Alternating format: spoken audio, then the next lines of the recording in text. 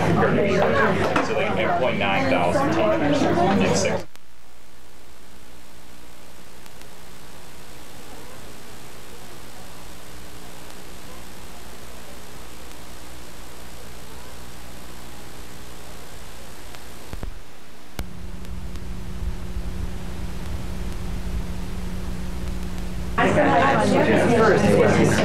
Percent compared to a year ago. So they can make 0.9.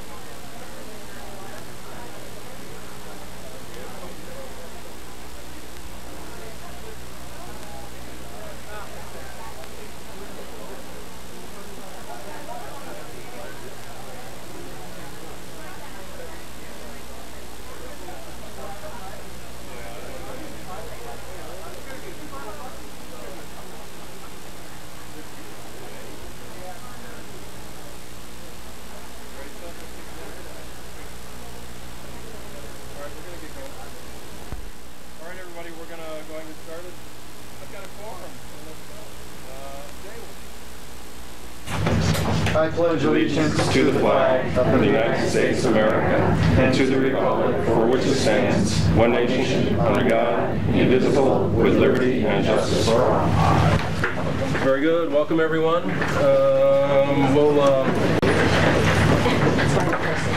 We'll go and get started. And on this, probably the last board meeting in April, and that typically means that we're going to be talking about budget. We'll do that in a few minutes. And any modifications to the agenda? I'd like to offer one supplemental personnel resolution. We could add that to the consent. Without objection, we will do that, and that is the only modification. And we'll go ahead with hearing from folks from the community, and if it says IPEI, that means it's Jennifer and Randy, which I couldn't read very well because that's my fault. Jennifer, I could read your name. I switched it. And we're always happy to hear from IPEI. Boy, this is so well attended. It's all for us. That's how we roll, Jennifer. Exactly. I completely understand. All right. Oh, Brad, how nice. Are you sending that home? She wanted a photo now. That's probably being quiet. One and all. My name is Jennifer Engel. I am the IPEI co-vice president. IPEI is the Ithaca Public Education Initiative, and 2013-14 marks the 9th anniversary of Kids Discover the Trail, otherwise known as KDT. This is a unique collaboration between the Ithaca City School District, IPEI, and the Insights of the Discovery Trail. The goals of the KDT program are to enhance the school curriculum, to provide equal access to the Discovery Trail sites, to expand awareness of the resources of the Discovery Trail, and to promote understanding and respect among students at different schools through a shared hands-on learning experience. The board of IPEI would like to extend a ginormous thank you to the Ithaca City School District for their enthusiastic participation in this collaboration. We would also like to thank the ICSD for sharing the incredible human resources of the Ithaca City School District. That includes teachers, principals, secretaries, librarians, building staff, and bus drivers, all of whom participate to enhance the KDT experience for students. There is also another huge thanks for the incredible KDT teacher liaison, Randy Beckman. We could not operate without her expertise, her insight, her energy, and her extreme positive attitude. We would also like to thank the Board of Education members, you all, and your families, for the time and the effort that you share with the Ithaca community. Lastly, on behalf of the IPEI Board of Directors, as well as the engaged and generous donors in our midst, and you know who you are, thank you for making KDT the world-class, one-of-a-kind program that it is. Thanks, Jennifer. And I'm Randy Beckman, and I'm the teacher liaison to Kids Discover the Trail, and I'm honored to represent the Ithaca City School District at the KDT table. I too want to thank the ICSD administration and the school board members for their dedication to the program. At the end of last school year, 954 classes have gone on field trips to the 8 Discovery Trail sites in the county. And that's over 20,000 students who have gone on trips. Well, it's thrilling to give all these children an opportunity to discover their world right here in Tompkins County through field trips. I see the social component as the feature that distinguishes KDT from other programs. Children from different neighborhoods and different elementary schools will ultimately feed to the same middle school, go on trips together. Classrooms buddy up, which means teachers work together and kids are paired for trips. The children meet in a variety of ways before and after the trip. They might write friendly letters, send pictures back and forth to one another, have a Skype visit. And typically they sit on the bus together to trips, and they're engaged in cooperative learning activities at the actual site. Because of the success of this program, teachers were saying, we want more opportunities for the kids to get together. So IPEI secured funding partly through a grant from the Howland Foundation of the Community Foundation, so we could develop what's called buddy up trips. And these trips allow teachers to take their students with their buddy class to anywhere they want to go, just as long as they're together. Last year, 80 classes went on additional trips. In this way, children from vastly differing backgrounds and communities who had little opportunity to meet one another before middle school now have meaningful, authentic interactions. So, thank you to the children and families and teachers who participate in this program.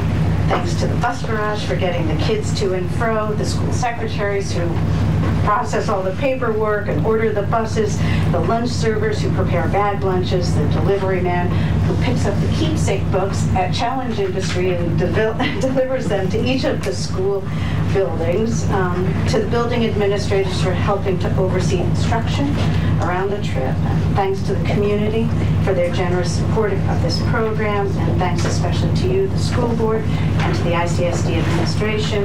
Is Matt Landau here? Thank you, Matt, for answering my telephone calls, for making this program a reality. Thanks. Thanks, Randy. Thanks, Jennifer.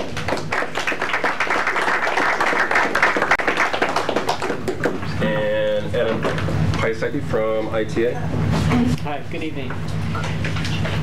It's been a hard couple weeks for obviously everybody, from the board members who are sitting there listening right now to our superintendent, the administrators, teachers, staff, and even just members of the community, reading all the publications that have been out there, and just having conversations around.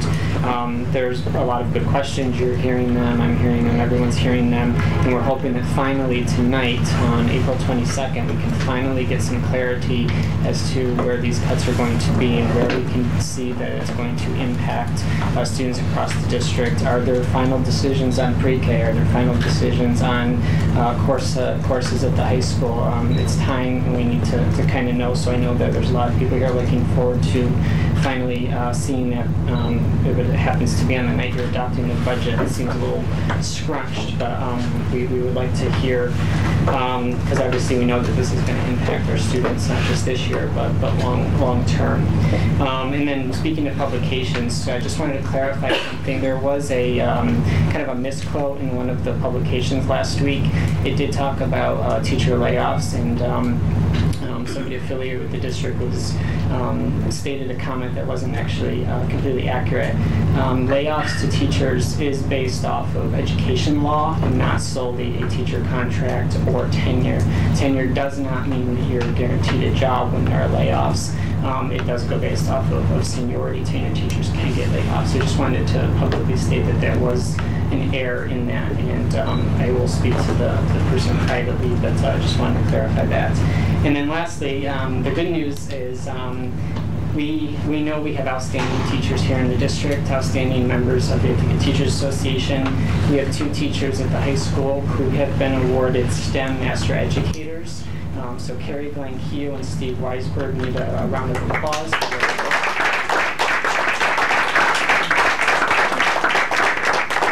I got to speak with Carrie a few days ago, and she explained the rigorous process that it took to become one of these master educators through the SUNY program, and they'll be working with SUNY Binghamton.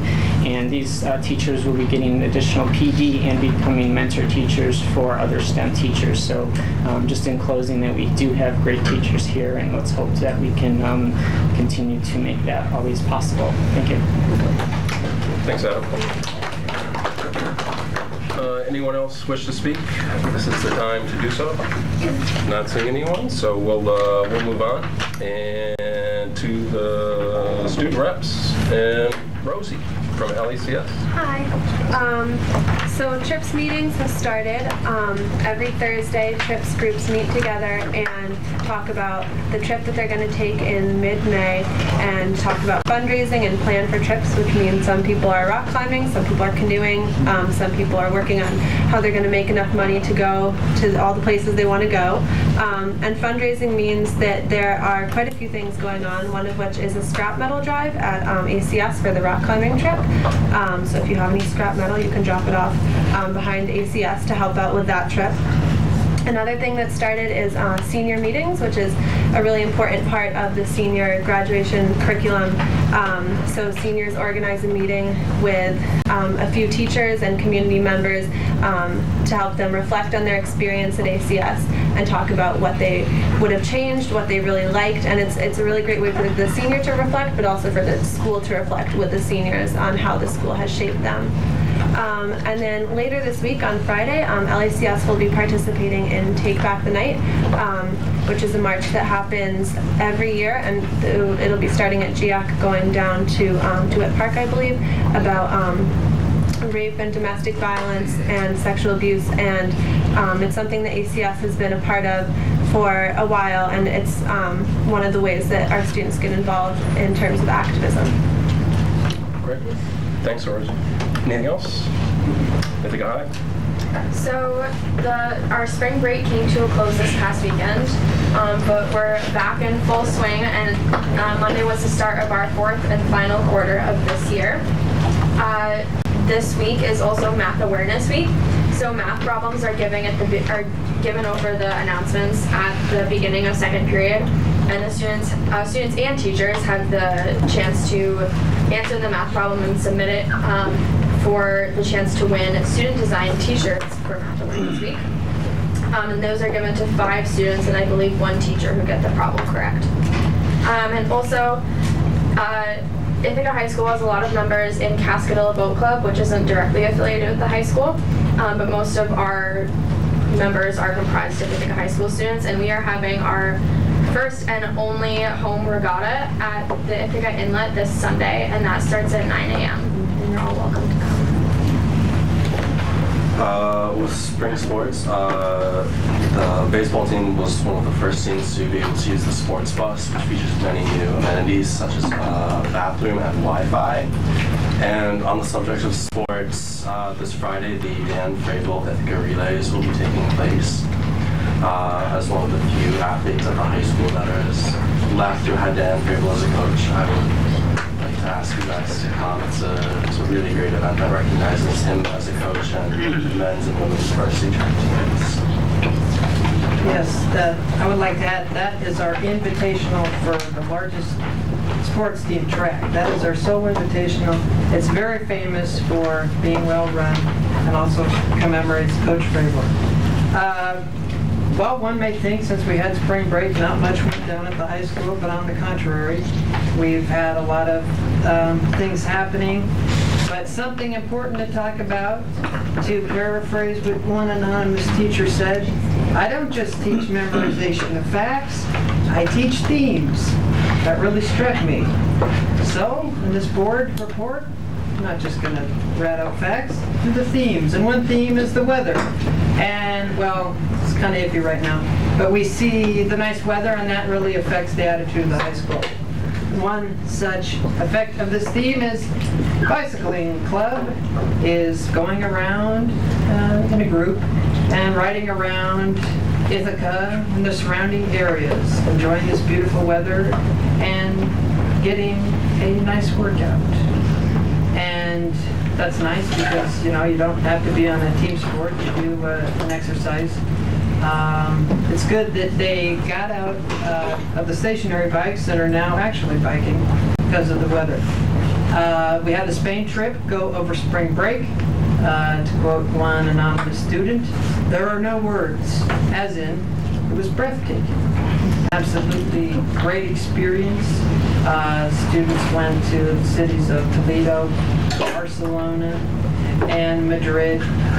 Learned a lot, had a great time for a week there, and that was a great opportunity. And And we still have our April traditions of the Poetry Month, the IHS History Fact of the Week, and as Noah mentioned, math awareness. Well, to conclude Poetry Month, I have another poem by E. Cummings. It's untitled. Your birthday comes to tell me this, each luckiest of lucky days. I've loved, shall love, do love you, was and will be, and my birthday is. The end. Well, thank you, Connor. I appreciate that. I was just waiting for... It was an alternative poem. That's probably fairly typical for E. Cummings, but what do I know? Any board responses? Pat, go ahead.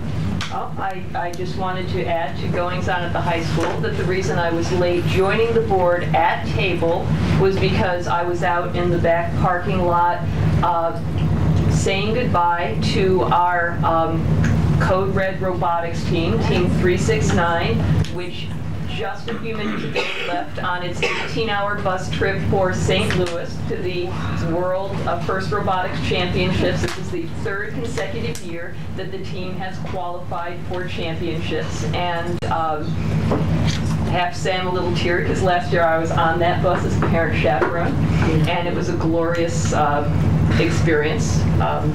18 wonderful hours on a bus. I'm good. I've got it. With a bunch of robotics nerds and their mentors, and the tech guys. So I was a little teary. They said, "Are you going with us again?" And I said, "No, I'm going to stay and discuss the budget because that's important too, and tell your parents to vote." Thanks, Pat. Brad, go ahead. Yeah, our friends from IPEI were pretty polite, and the folks at home probably aren't sure why they were speaking to us. So I'll say it.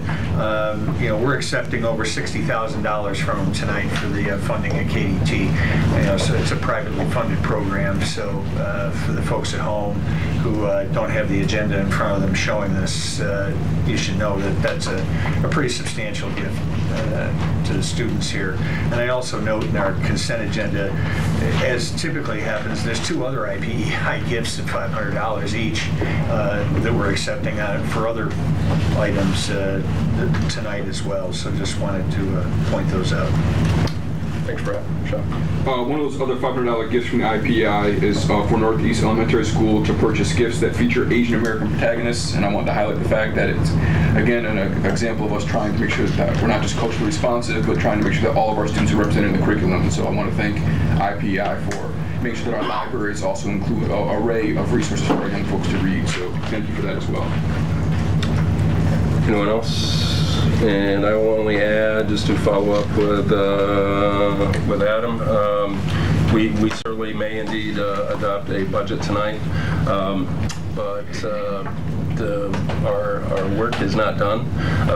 That budget does not become final until the community votes on it on May 20th.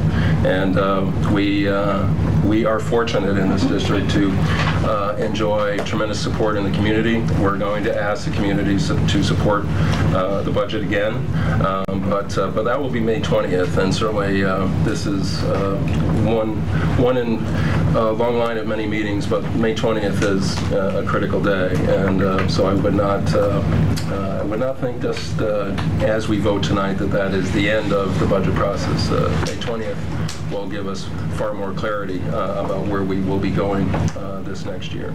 So, Elder, go ahead. I just want to thank Jennifer again for speaking to us and reiterate something you said that I think we don't say enough, how unusual our district is, that we have kids who are legitimately in situations of real poverty, legitimately coming from urban backgrounds, and very legitimately, both parents might have patents living in Cayuga Heights because their parents have done their hard work and now both teach at Cornell. So that's the fact that we have the chance to bring people together on that trail and have done it for so long. I'd love to see some translation into how many fights that eliminates when these kids come together at the middle schools. We know we'll never be able to find that information, but we know because I remember what it was like before we had that program, right? And these kids would be seeing each other for the first time like aliens, like, what are you? Not who are you, what are you? So thanks again for the work. We're so fortunate, to have partners like that in the community. So thank you in the same way that you thanked us for opening up our doors for you. Thank you guys for doing the hard work. Appreciate it. Well said. Go ahead, Seth. Sorry, Rob. As congratulatory as we've been about our good work with Discover the Trail, this board and this district is always trying to push forward and never being satisfied with where we are. And just to plant the seed out there or get us thinking in different ways, I want to encourage superintendent, administrators, teachers, find other ways, because as great as the connections we have those kids make in elementary school, there's a bit of a breakdown when we get to the high school. I've heard many students talk about the loss that they feel when they're no longer in classes with the kids that they went to elementary school with because of the I'm in honors, you're in regents kind of thing. And so if we could find ways like Kids Discover the Trail, in the high school setting that connects our kids. We do some of that with sports. We do it with other clubs and things like that. But if we can push ourselves to build those connections where throughout the school day kids are having a chance to maintain those connections and not be, oh, that's the guy I used to go to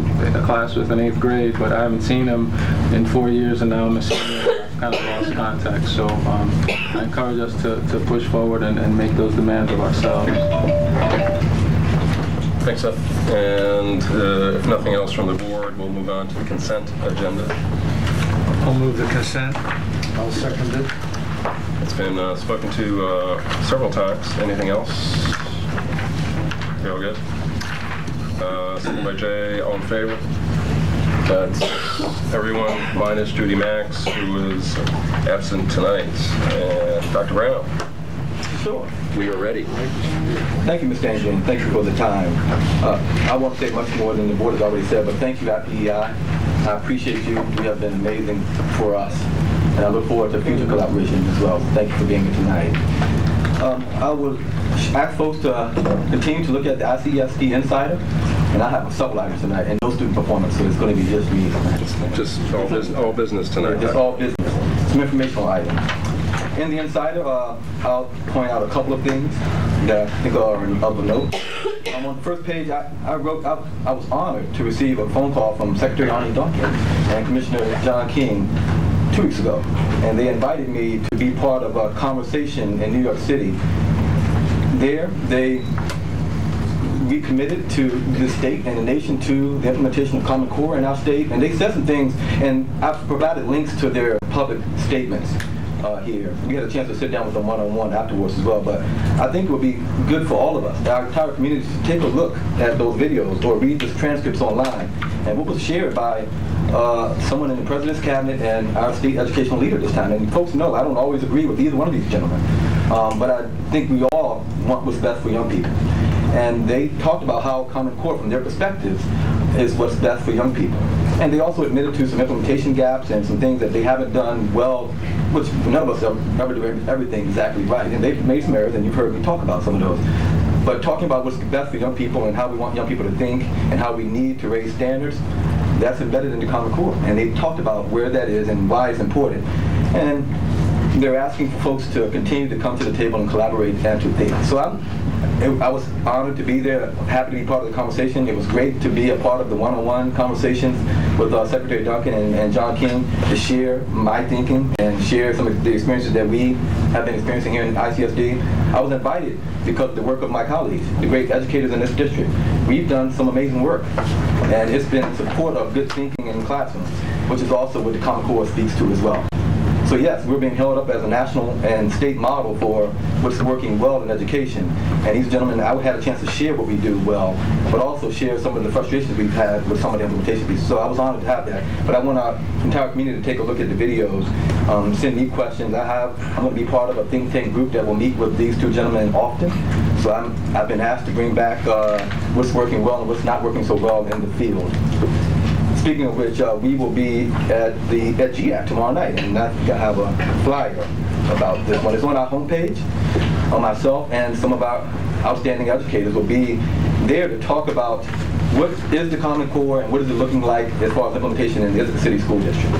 and it's going to be an interactive session. So if you're looking to get a classroom experience, we're going to practice what we believe. We won't just have you come and watch a PowerPoint presentation or us talk. We're going to put you through a classroom experience if we can. So we expect some engagement, and we expect some rebellion as well. So hopefully we can handle it as well as some of our outstanding educators are able to handle it. But we're going to talk about what the Common Core is and what it looks like in Ithaca City School District, and we're inviting the entire community to be part of that conversation. We'll also post that video online. We'll post the resources from that conversation online. We'll post some of the questions that are asked as part of our local assessment model that we built that maps to the standards that are high quality. And we'll also post some examples of assessment items that are on the state test as well. So we want to give folks, we want to leave with a deep understanding as a community about what's happening in our classroom across the district. So I wanted to talk, I will be at some place or at some event over the next month.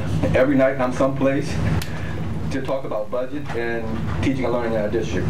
We will share a calendar of where we will be as a team, and everywhere I've been over the last couple of weeks, the board members have been with me as well, as we've talked about budget and what's happening in our classrooms in the district. So I'm just saying we will be somewhere every night for the most part, and we will put a calendar out there if folks wish to stop in at a PTA meeting or another gathering where we're talking about some of these great things.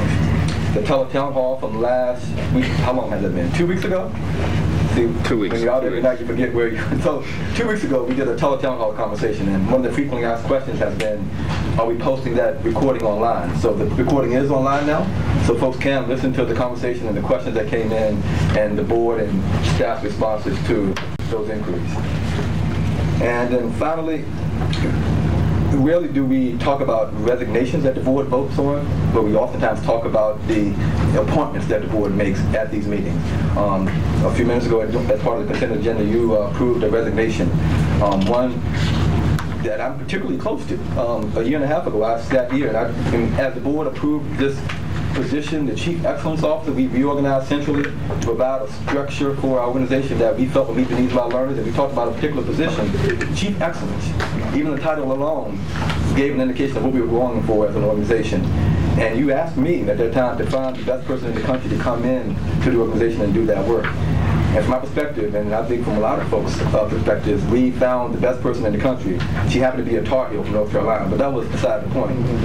But she came to be part of our organization, and some outstanding work has happened under her leadership. And she's just so happened to be someone who's a personal friend. I've known her all of my life. And just being home for spring break this past week, people were upset with me because I took her away from her family.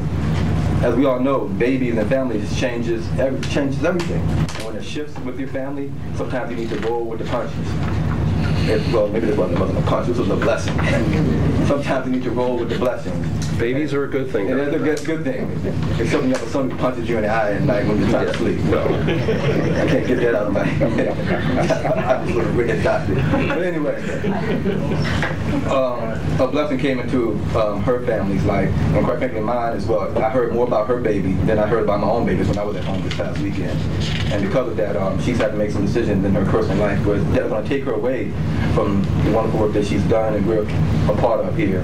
Dr. Lori Bruce Java will be transitioning into another role in another great organization in another state, most likely, in the coming months. And I just wanted to acknowledge that resignation because she's done great work, and I was fortunate to have an opportunity to work with her again. I don't know if she's even in the room right now when I say something about it. So thank you for what you've done, Lori, and we're going to miss you. For now, we're going to get you back. But for right now, we're going to miss you. Thank you. And with that, that's all I have for tonight until the budget. Very good. Okay, Dr. Brown. And we'll move on, and school district business. And all right. Adoption is next, but I have finance and facilities update committee. Are we doing that? Or, but you might as well. Just a couple things. I mean, obviously the finance part we'll be talking about with the budget, so I don't think I need to talk much about that right now. The facilities part, just that you remember, we will be receiving the energy performance contract proposal in May. I think we said the second meeting in May. believe so. It's the second meeting in May, or maybe that first meeting in June. Depending. I don't want to lock them into a time. Yeah. So recall that we'll be looking at that. The objective of the energy performance contracts to make energy improvements to the facilities that will, at a minimum, pay for themselves in savings. So look forward to that. There'll be some more about that coming up. The other thing I want to point out is we've already adopted a resolution to be before the voters on May 20th for buses. Annual replacement cycle of our buses, and also a small project up at South Hill. So that will be that'll be proposition number 2. The budget will be proposition number 1. That'll be proposition number 2. That's to expend money that we already have. As I've described before, I can't spend money, the district can't spend money on capital without the voters' consent. So voters allowed us to create a capital reserve previously, and now we're asking to expend some of it for the buses and the capital projects. So that'll be proposition number 2. So you should be looking for that as well with the budget. I think that's all. And as always, we remind everyone that funds that are in the capital reserve cannot be taken back out to be used for the operating budget. So it's created in years past. This is the 2010 capital reserve we're working on, I believe. I believe it is. We started out in 2005. There's been others. 2005, 2008, 2010, and I believe also we created it 2013 last year. Was that last year? Yeah. Okay, very good. So. It's a part of the process, and part of that budget process, Dr. Brown is working tonight to hopefully come up with a final budget amount for the 2014-15 school year. So I think that's where we are right now, Dr. Brown. That was the transition? Yeah, exactly. I missed the first part of that. I got it. I'll ask my team to come on up. Come on, Jason, there's a seat up here tonight. Yeah, and Mandy can come on up. They're going to help me as we frame the conversation and be available to answer some questions. Some images that in slides that we have online, posted online, some that are new. Just want to reiterate.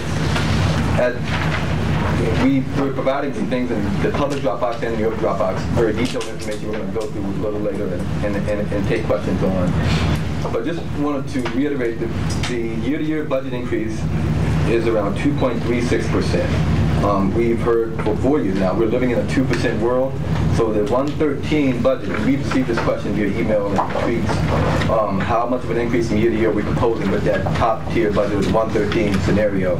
And that number is 2.36%. So we're consistent with the trend, still living in that 2% world of sorts as far as overall budget increases from year to year. The tax rate, this is new information. Again, we've shared at every meeting that the tax rate information will continue to adjust as we receive new information from our assessor. At 113, that top scenario, the tax rate now is 5.67%, a 5.67% increase on one's tax bill. And we're going to share what does a 5.67% increase look like on a tax rate when looking at one's personal tax bill. We're going to share much more detailed information right now online, publicly on our website. But just to give folks some indication, on a $100,000 house, that's $68, $200,000, $165.70, $300,000, $263.17. And that document is also in the Dropbox for all to see at the 5.67. And we continue to share we're proposing a budget, and at the 113 level, from my perspective, will allow us to continue to meet the needs of our learners. And we've been asked to produce unprecedented achievement results, and we've been doing so. Graduation rates, for example, from 78% to soon to be announcing a 90+% graduation rate is huge for us as a community. Closing achievement gaps, decreasing discipline, increasing attendance, increasing our already nationally recognized SAT scores in the last 36 points in the past few years, increasing enrollment in our advanced level coursework, acceptable class size. We have to continue to talk about our class size at the elementary and at the secondary level. Multiple state and national recognitions for music programs, technology implementation, you name it. So some things that our community is proud of, we are proud of, as far as moving qualitative and quantitative achievements forward. We feel that at 113 we can continue to do so. You've asked me to produce 100% graduation rates. I'm a superintendent who takes that very seriously, and I'm hoping to be there in a few years. When we said we wanted to be at 90% in 2014, folks didn't think that was possible. And we're about to be there. So I think we can get to 100%. I think we can have all our young people reading on grade level by the end of third grade if continuing the positive momentum. And at this 113 level, because of what we propose to you and recommend, we feel like we can do so. In your Dropbox, publicly and for the board tonight, we have a very line-by-line detailed budget for folks who've asked for that and want to know very specific information about where the dollars are going, which lines have increased, which have decreased. We've put that there. We put the tax levy and tax rate information there, what the star exemptions, what the levy and rate information will look like to the taxpayers in our community. And we put some information in there about the revenue, our reserve usage, and et cetera. So the detail, we're hoping that the details that you've been asking for will provide you, not only to you as a board, but to the community in this public Dropbox. And we'll be posting in other places on the web tonight as well. So there's much information out there. We anticipate some questions, but looking forward to some direction as far as finalizing our documents, putting together the budget mailer, and sharing more information with the community. Anything you would add, Amanda, Jason, right there, Bob? Yeah. No, we'll continue to develop things. One of the hopes that we have is that there will be a fillable form that you could put your assessed value of your home, and it'll generate, once we decide on what that budget number is, it will generate then the change in your tax rate. That might take us just a little bit to get it ready. And again, all of these documents, there will be intentional redundancy. They'll be available online. If you want them emailed, if you want them, they'll be in the budget mailer. They'll be available at the school buildings in the budget presentation report.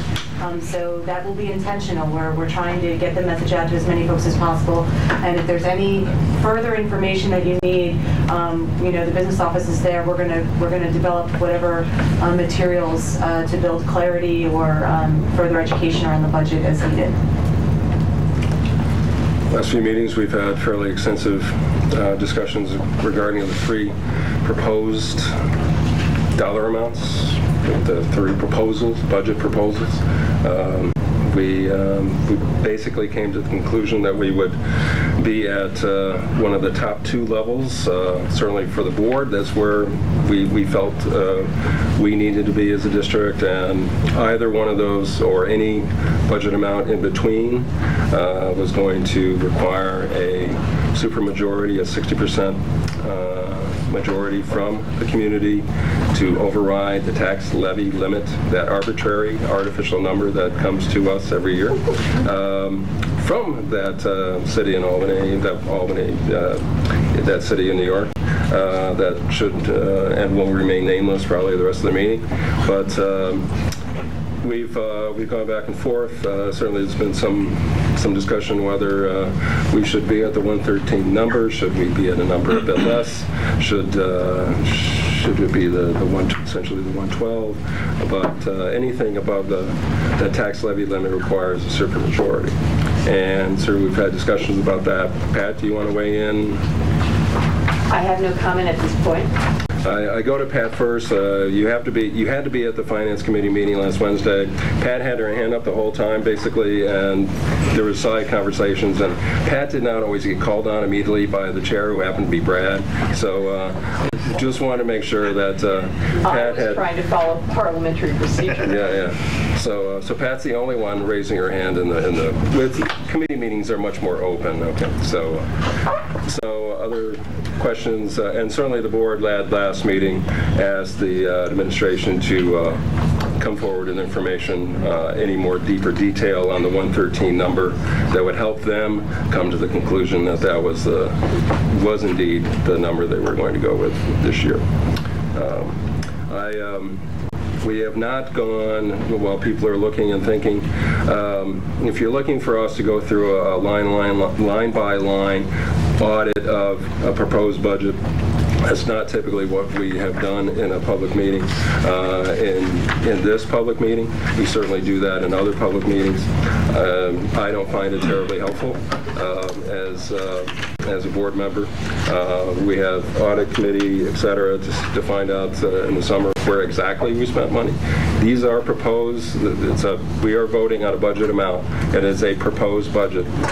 And then there is the day-to-day fiscal management that goes into ensuring that we certainly do not indeed overspend that amount, and where can we add back to our fund balances and reserves where we have had to spend over the last 4 years to the tune of essentially $20 million, $21 million that the state has taken back from our state aid run due to the gap elimination adjustment. And so that's where we are today.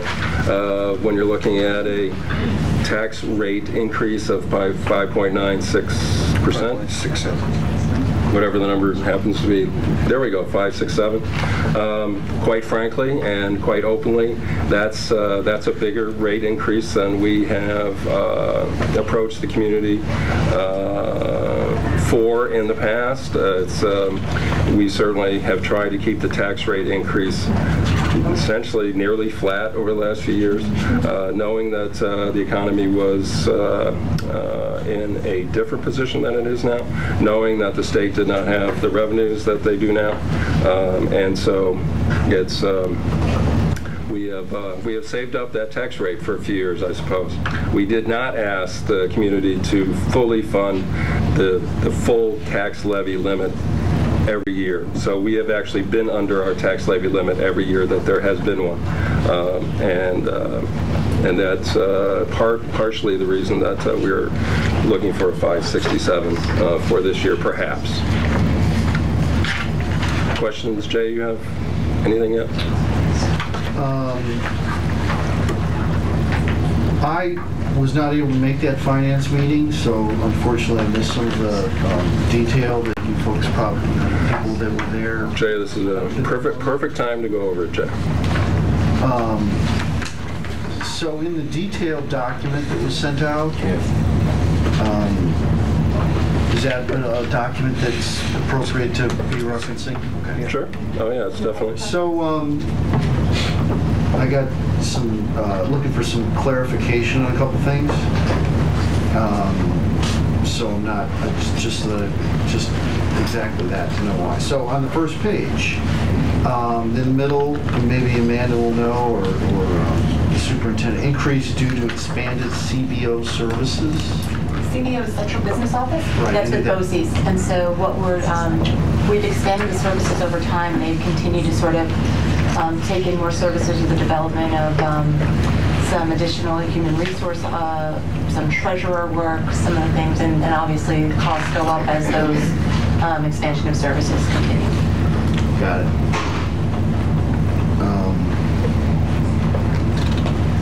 But we're shifting expenses that were incurred by the district. Correct. Locally to BOCES and a combined business office, and then getting aid back. Actually, that means an increase there, but the net. That's because we're right. So remember, this is the budget. So so you don't get to see the actual expenses. So typically, when we move things over to BOCES, the reason why we're doing those, if it's available to us, is that instead of putting the full price out through the district dollars, and not being able to leverage the aid, you try to find ways to be able to leverage the aid through something like a BOCES, and then the year following that service, you would get whatever formulaic percentage would come back on that service. But you're not reflecting savings as that perhaps will be accomplished here from in administration as that's sent. Some things are sent to BOCES. Correct. That is correct.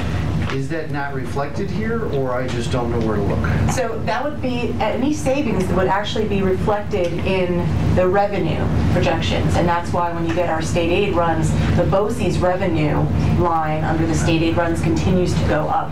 And in fact, we projected about a 19% increase on BOCES aid from last year to this year because of the utilization of the BOCES services in many departments.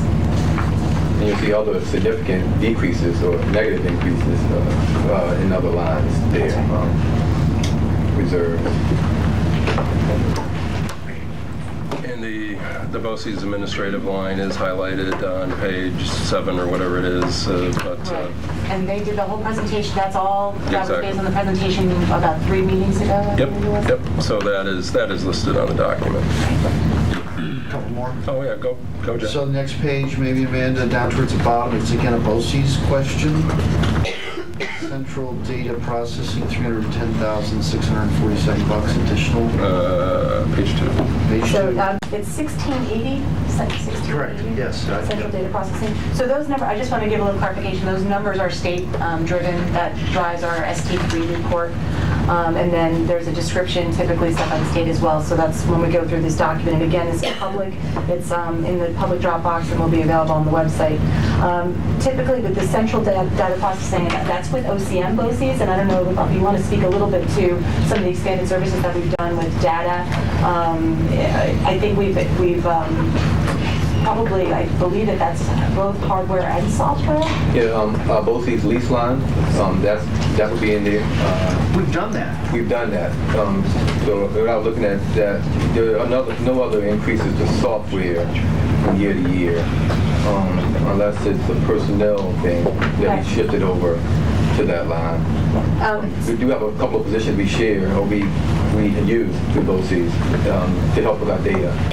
And that wasn't represented in the previous iteration of the budget, so that may be the increase. We have a full-time person through OCM BOCES that we employ for data processing, as well as then part-time administration level person. So those are, would be included in the budget as this would be 310 additional from what we've been doing. 310,000. Right, and I can find out a little bit more detail on that line if you'd like. And again, any questions that we have, I'll be happy to sort of create a document that would address those, and then they can go on the website so people have questions. Typically, those are increased costs if we're leasing things, if we've increased leases for products. But I want to just double check to make sure. I'll look at it.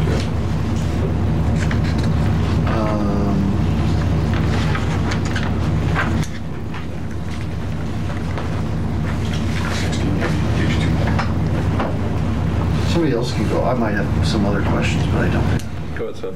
So just generally, Rob, after going through the more detailed document, there's probably 45 different sections here. Mm-hmm. And just to kind of frame things and why I'll be supporting the 113 budget is that out of these 45 sections, there are actually negative numbers, meaning percentage cut from 18 of them. And that's reflected in how we as a group of administrators and as a board, we try to go through the budget and really ask every department in every section to contribute and to cut. We didn't go after anyone in particular. We really said, you know what, this is a shared sacrifice, and we really wanted to spread it evenly. Our totals in the various areas that we made cuts in, the administration at the 113 budget is about 19% reduction there, and then in our teaching positions we have 8% cut there, and I think that reflects the broad community support for keeping the cuts as far away from teachers as we could, and then in the paraprofessional and other staff we noted a 9% reduction there. So we certainly tried to spread this across the board, and I wanted to give board members and other members of the public a sense of what we're facing in making these cuts. We have the 2.3% year-to-year increase for this year, but if you take a moment and look at this detailed document, there's lines like our workers' compensation increase of 24%, totally out of our control. we have unemployment insurance of 289% increase there. We have health care and dental insurance. That's a 9.78 cut, and that's just built in. That's before we even start calculating. So we've really tried our best to deal with those automatic increases, but yet keep the cuts away from our students and still try and provide a world-class education.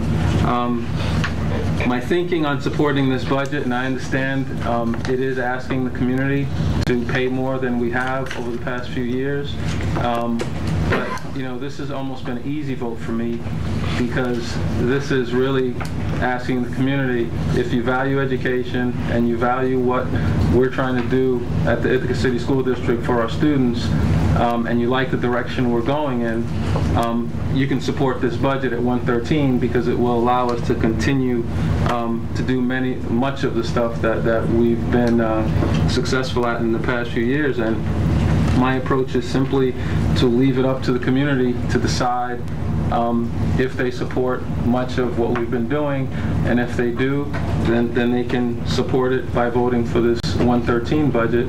If they don't, then they have the option of not supporting it. And so it's really, in my mind, a decision that each individual voter will have to make. But I know that I'm confident that the hard work's been done to get to that 113 number, and I'm also confident that it'll have the least effect on our providing a good educational experience for our students. Because remember, that 1 year that we don't provide a good educational experience for our kids is critical for, you know, think of a first grader, think of a kid in third grade, think of at what year can you write off an educational experience. And that's why I'm okay with this, because I'm not willing to say, okay, kid, you know, tough it out for a year, you know, we'll come back and be better next year. I think the consistency is important, and I hope and I believe that this community will support putting a little more money in the pot so we can maintain the fine education that we've had here in Ithaca. So. Other comments? Brad, go ahead. Yeah, I want to follow on to what Seth said about some of, you know, we've done some things in the budget for which, in the past, for which we're now getting criticism. And it's interesting that, you know, no good deed will go unpunished.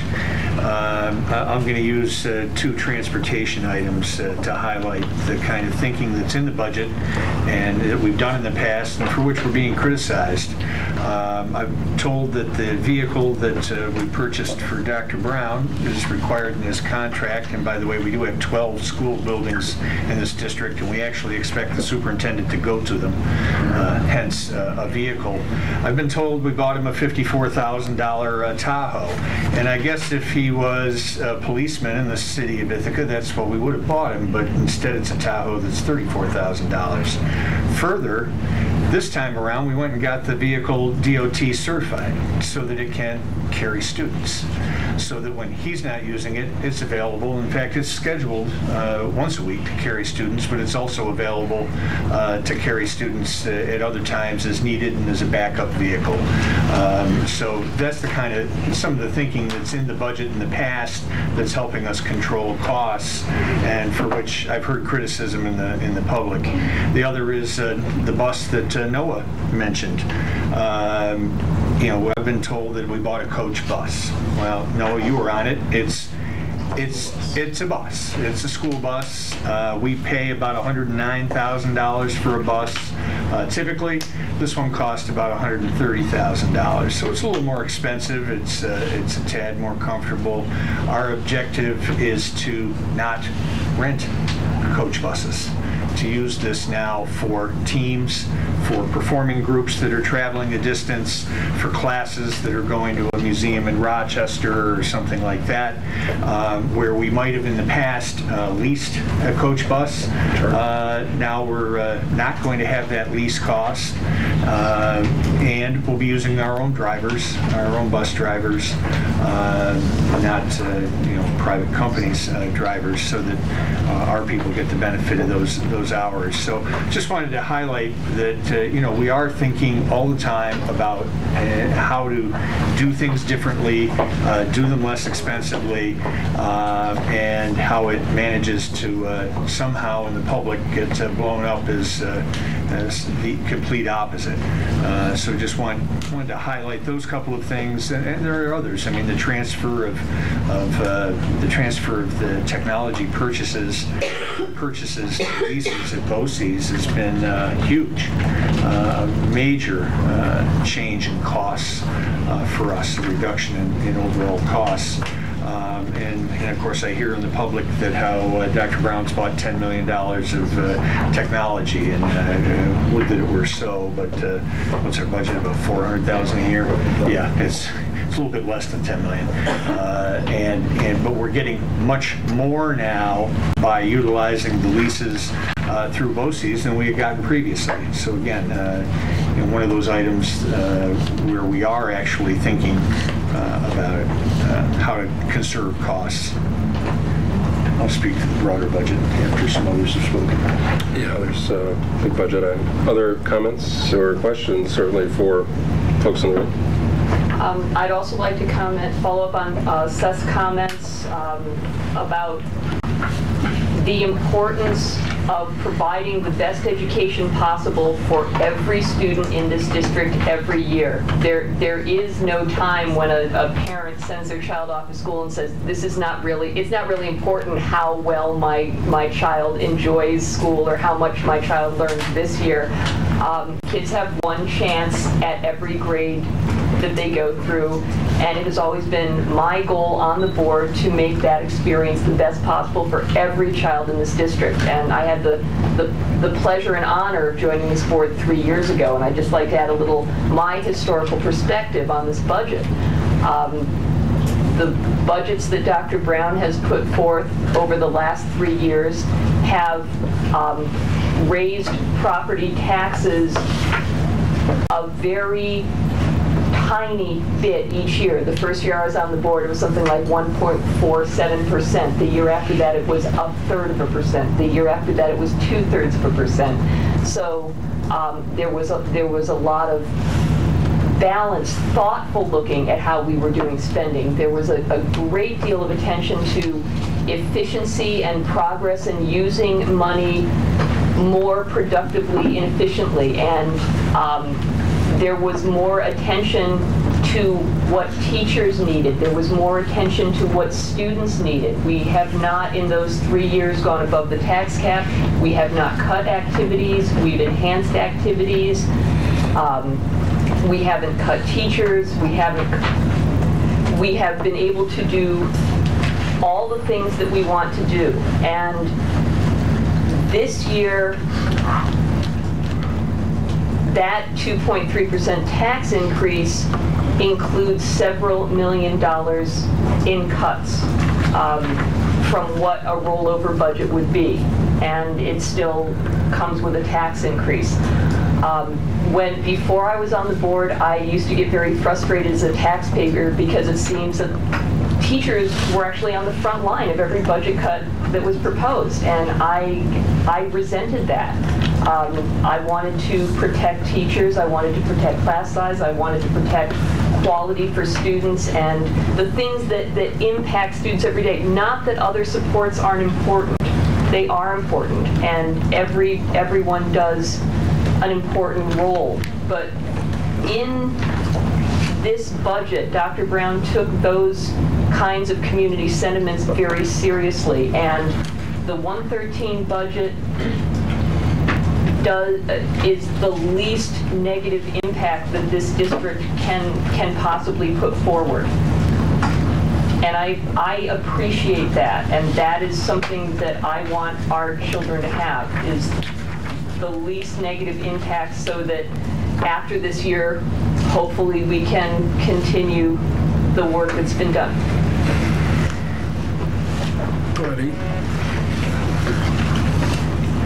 I think it's important for somebody to say this before we leave the room tonight.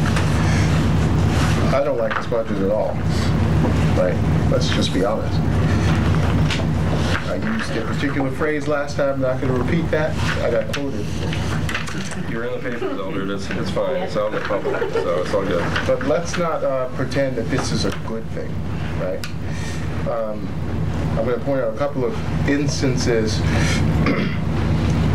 of cuts that I'm not happy about that I think are going to affect us incredibly negatively.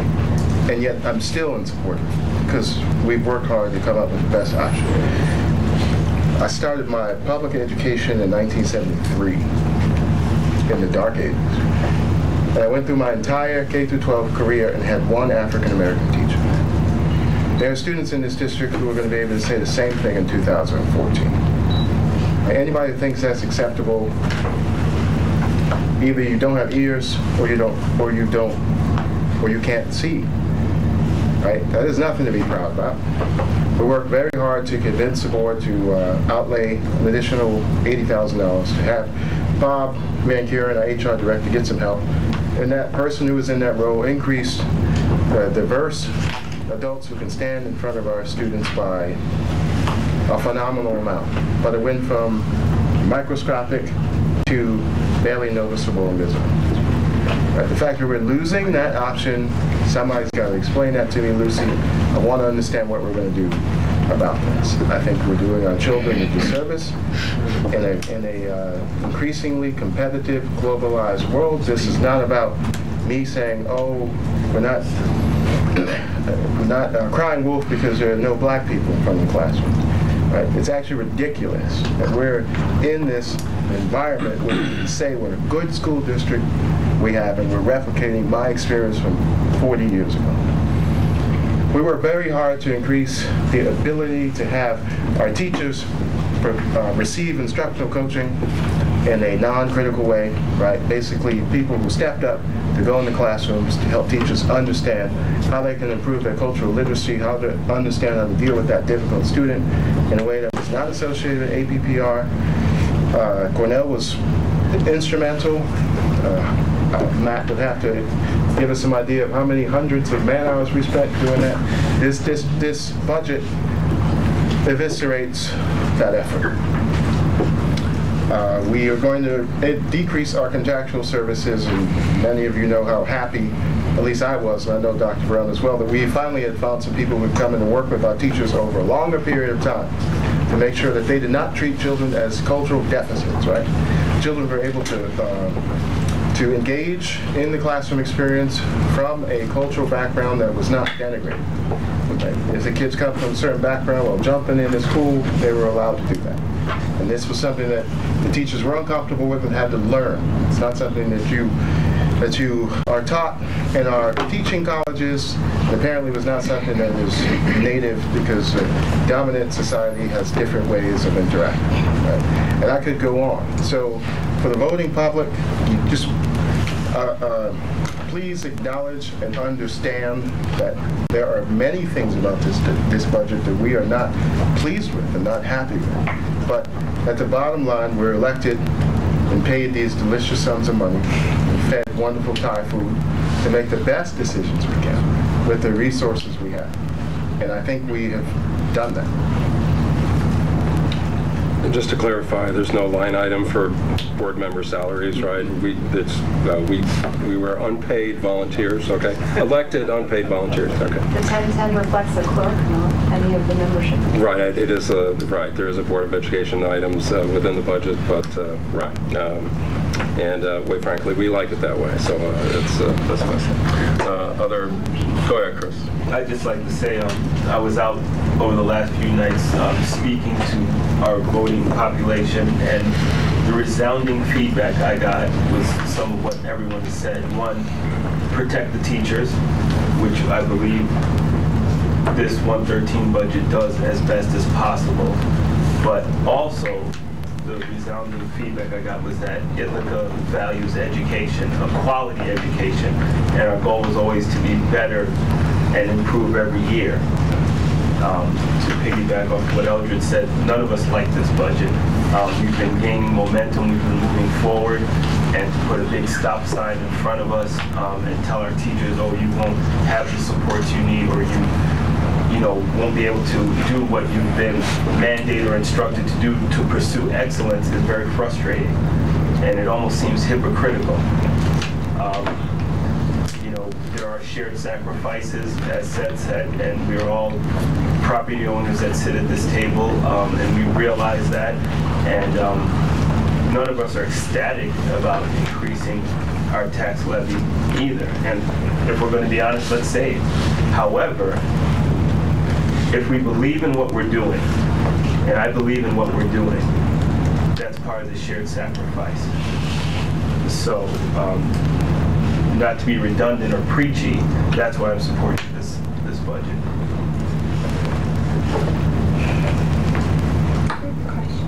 Sure, Rosie, go ahead. So there's a lot of talk about reaching out to the community to understand what the community wants in a budget, and I was wondering if anything is being done to reach out to the students to help them be a part of the decision and the process of choosing a budget. Surprisingly, students have reached out to us. We're receiving many comments and suggestions via the listening portal and your voice survey online, so we're hearing from students in that way. We have the various student groups we meet with often where we hear feedback. And I'm sure principals are meeting with students often to get feedback on what they wish to see as part of this budget process. I've been interviewed on as part of the W-Red show. We're going to do another show next week where students are interviewing me, not only me, but board members and other staff members as well. So we're doing our best to reach out to students, but I'm learning that students are reaching out to us with suggestions. I know the TAP is working on an article.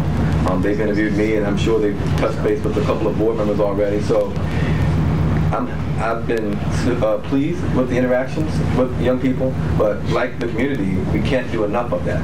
I still feel like many folks in our community don't have a good grasp of what's happening and where we are with budget, nor do I think our students as overall have that same kind of grasp. But we're going to continue to work on it. If you have suggestions, please let us know via the survey, or just send me an email or tweet like you've done before. It'll be fine. To add to what you were saying, there is a large budget dialogue amongst the students at the high school, which is good. To second what Rosie had asked, had you been considering, or would it seem doable for a board member or central district administrator to go to ACS or the high school and maybe be in the during lunch time where all the students are and have a booth of some sort, or just speak informally, so really the experts can answer the students' questions and there can be a congruent dialogue so we're all on the same page basically, because you know it's high school, rumors get out, and it's important for the students since I think they're going to be significantly affected to all be on the same page as what's happening. Thank you. And we don't need a special invitation to do just that, because we love to be in the cafeteria. So we will be there, and well, we're there often anyway. So from now on, I'll carry a sign and say, "Here, questions about budget here." Because typically we're talking about food and athletics or academic or things around teaching and learning. So I'll be clear with folks. Let's talk about budget. If you don't know what's happening, want to know more, here we are. And I look to you and to Tatler, and I look to leaders at ACS to help promote the fact that we're going to be there to talk about budget at this time. So I'll be in touch with you. Go ahead, Beth. And just to answer that, and just to go along with that, as far as, and I think I talked about the budget process a little bit at Site-Based Council one night, which doesn't get a lot of students, but it does get some good representation. The budget that we vote to support here, as was noted earlier, is not the budget. It has to be voted on. It has to be voted on by the general population.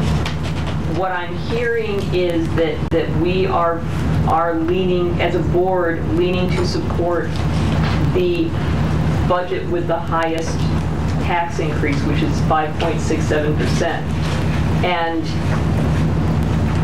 it will need a supermajority. It will need 60% of the population.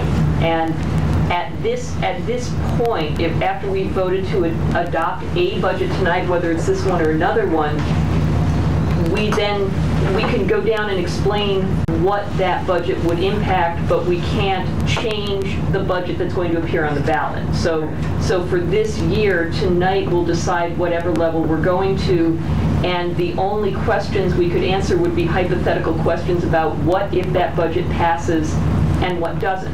What if it doesn't?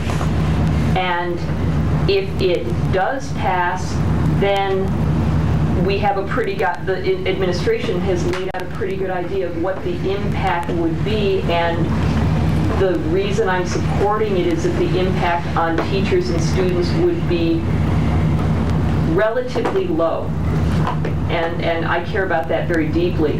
If that budget does not pass with a 60% majority, we will have to go back to the public with another budget. That budget will be lower. No board gets a budget voted down and then goes out with one that's $2 or $3 or $4 million higher. That would be folly, because if a budget passes twice, you go to a contingency budget, which would be what? Doesn't pass twice. It doesn't pass twice. Doesn't pass twice. So, I'm sorry, and that contingency budget is about $106,000, or about $7 million. I'm a medievalist, there didn't used to be a lot of money. And that would have dire consequences. So I have known people in the past who want Ithaca not only to be wonderful, but also to be perfect, the 10 square miles surrounded by reality, and who have fought to not vote for a budget because they don't want any cuts. We have certainly heard from people who do not want any cuts in a particular area. And while I understand that sentiment, as a board member, I can't support no cuts. So that people have to understand that this budget is the best budget that we feel we can do, and if it doesn't get the 60% support, then the board will have to decide as a board what level might pass. And to stay within the tax levy, which is actually would decrease people's taxes, would be the $109 million budget. So you would lose about $4 million in teacher positions, facilities, activities, and I would weep if that happened. Do you have more, Connor? Yeah, go to ahead. add to what I thank you, I forgot to mention the site-based, but as you corrected, not a lot of kids go to that. And of course, but you were there talking as a representative of the school board, and I appreciate it. But what I was specifically talking about, of course, how each school will be affected, since I'm, the representative from IHS, for example. That's a different conversation. What I was talking about is simply how the budget works. Everything you just said, I love, but I think every student needs to know that, because they don't know what a contingency is. They don't know about the two options. They've been asking questions, and I don't know if you two have been asked, but I, as a student rep, about, and some things I can't answer because I don't know, because they're so complex, and I'm learning too. Since our last meeting, I've learned a lot, and still kind of puzzled at some things in a bureaucratic way. But and the students, I just think, again, to echo everything you just said, should be out to every student, so they know what's up, because it is complicated. But that dialogue, I think, needs to happen. Well, let's try to do something about that. It's some, face-to-face contact, I'm just going to say, is so nice. People meeting in person rather than virtually. Yeah, I would agree. And you go out to the schools in your vehicle. Sometimes you walk. This is all good, so we'll try to do that. Thank you. I have to go to Boston tomorrow, but that's not next week. And there certainly are those students that are of age and can vote. Right. And obviously, if you're not of age, you can't. My kid voted when he was a senior in 2010. So it's I would encourage students to vote for whatever budget, up or down, that they may wish. Brad, do you have? Yeah, could you slides on the tax levy, tax rate comparison, the comparison to the cap. I know you showed them last night. If you could pull those up. And Connor, I'm happy to meet with any student groups. I was at the Fine Arts Boosters last night. Had the pleasure of talking with some folks there. I've been to one elementary PTA in the last week. I'm going to another one in the coming week. I'm happy to come talk with students about it. And I hope we're teaching them critical thinking so that they're not dealing off of rumors, but actually seeking facts at it. Thank you for putting that up. I've received some comments about, and oddly enough, from media representatives. Wouldn't it have been better if you charged the tax cap over the last couple of years? Wouldn't this budget season be easier? Well, the answer to that's obvious. Yeah, sure. And I would have taken some $4 million from the taxpayers over the last 2 years that we weren't asking for if we'd done that. And so the answer is sure. It would have been easier. We'd have more money here, but as I told some folks last night, I think for the last 3 years you would have preferred that the money was in your pocket and not sitting in a bank account for the school district. So we were under it. Now we're faced with an odd year where our friends in Albany didn't deliver. We're still having $2.8 million taken from us from the gap elimination, and if we're going to maintain our programs, we have to go ahead and increase the rate. Do you have the comparison of the rate? Yeah. The other one? And I'll just make one more point, and then I'll. This one? No, the one you had, rate and levy is that's the one. Thank you. There we go. So interesting, if you add up the 1.45, the 0.32, the 0.69, and the proposed 5.67, you come up to about 8%.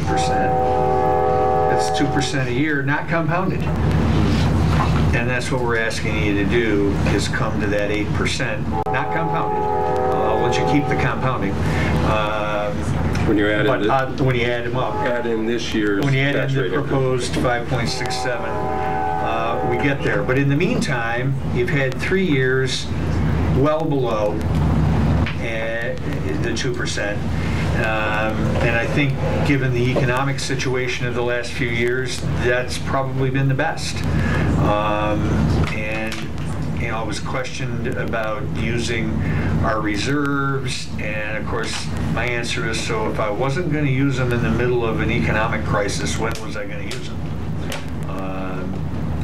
If that later, apparently. When was I going to use them? We used them during the economic crisis. You can see what we did. We kept the tax rate lower. We're unfortunately faced with asking you asking the taxpayers to catch that up. We'll obviously find out on May 20th whether that works or not for people. I hope I'm making an argument. I've been pretty gentle for 3 years here. We're going to have to make a jump this year, but when you average out the 4 years, it's a 2% non-compounded increase, and I think that's, when you look at it in a big picture that way, I hope people can see that as a reasonable thing to ask. Back to the 2% world we've talked about, and right, I will say it again, since I said it last night at the Fine Arts Boosters, but Dr. Brown, if you just want to put back the tax levy info, that for those 2 years, we've had the discussions here. It's on tape. It's out there. We had the discussions and talking to our business officials at the time, dealing with that city in New York on the Hudson River. That city said through their legislative bodies that if we did not use all our tax levy limit, if we wish to do what Brad suggested, that we, in time of dire economic straits, that we do not propose to tax the community to the highest extent possible, that perhaps it's better to let folks have their money until later, that we could use that unused tax levy in the future. And so when we're asked by media, Tatler grilled me for quite a while. It's always interesting to talk to students and be grilled by students. And how old were you when I was up? Anyway, it's yeah, but it's and very good questions from the Tatler, frankly. I'm not surprised at all. But what we were told is that any unused tax levy could be used in the future. You could carry it forward. And apparently Amanda was informed last November, well, that rule had changed because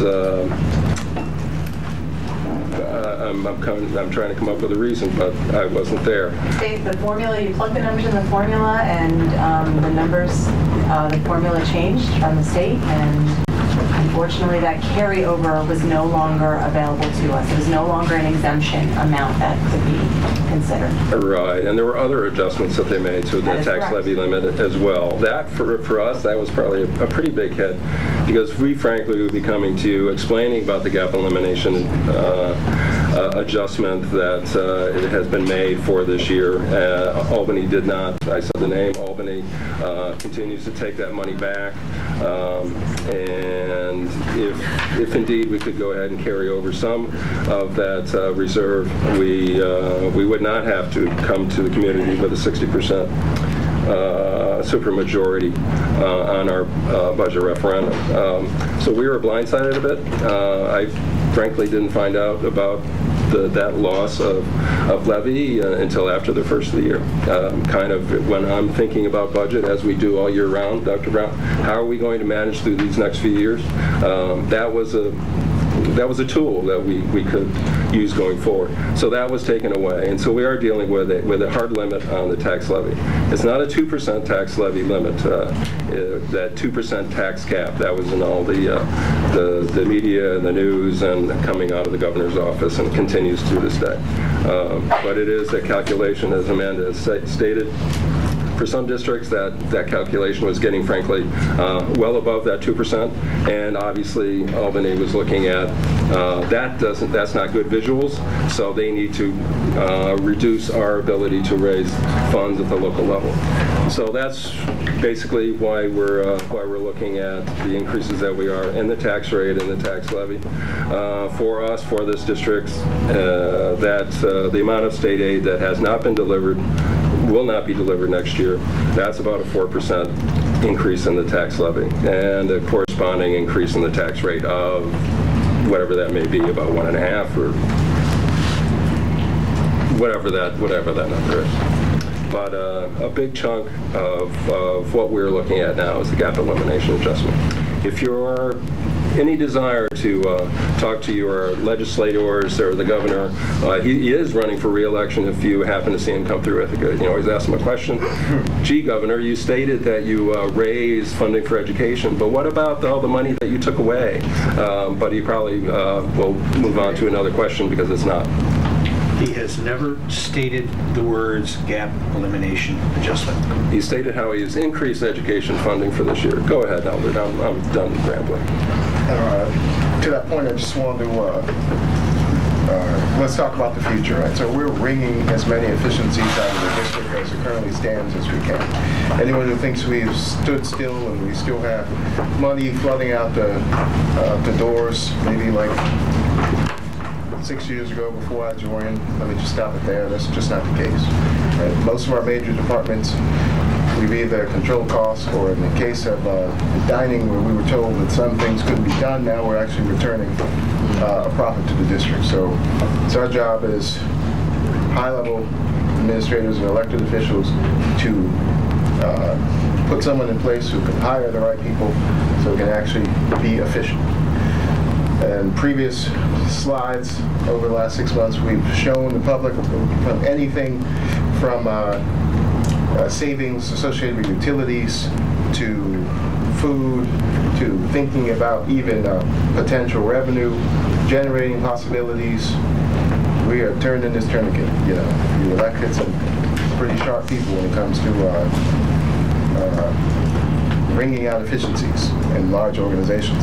But to Rob's point, we are saying we're about to hit a wall, folks. Hear this clearly, people who are listening on television.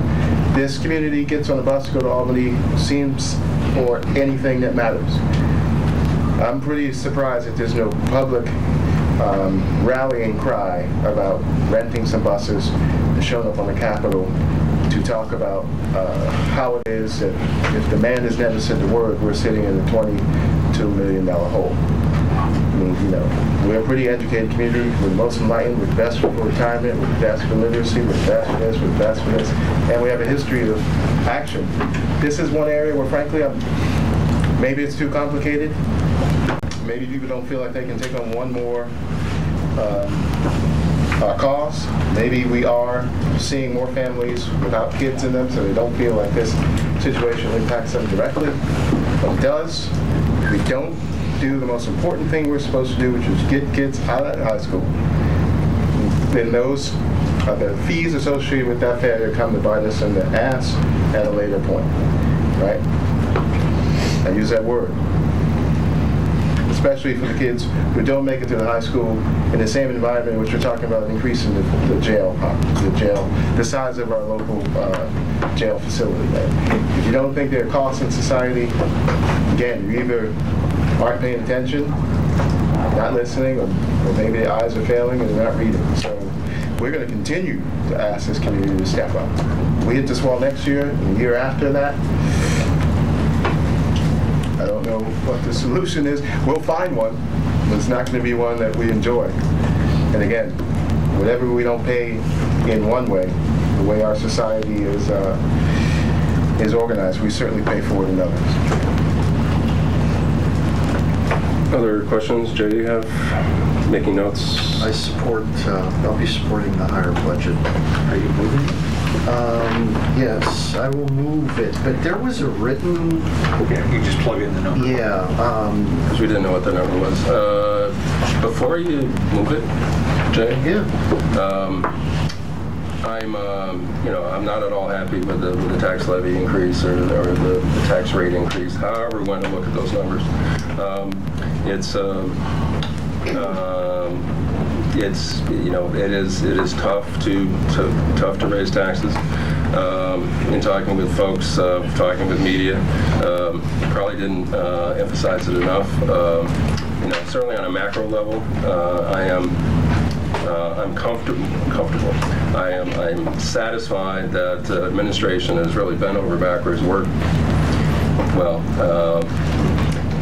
not supposed to say work 7 days a week, but I know you've all worked 7 days a week on coming up with the best budget you can, and obviously that number is the 113. 774, etc. It's on a macro level, I'm confident that we have done everything in our power. You have done everything in your power to present a budget to us that maintains the programming, the staffing, and a district that we expect in Ithaca. On a macro level, I'm still comfortable that Ithaca, regardless of the regardless of the budget amount that we propose and is passed, eventually we will still be the lowest tax rate per thousand in the county. I am comfortable with that. To have to increase so dramatically has been frustrating to me, obviously, and kept me up at nights, basically. I will get personal slightly here. We all come from different backgrounds.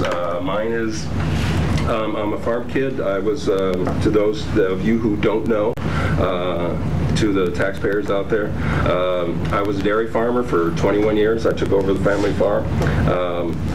the property taxes that we had to pay on the farm basically drove me off the farm. I paid more in property taxes than I made, which isn't, but not saying a lot, since as a dairy farmer you don't make any money anyway. But it was one of the conditions that drove a small business person into another career.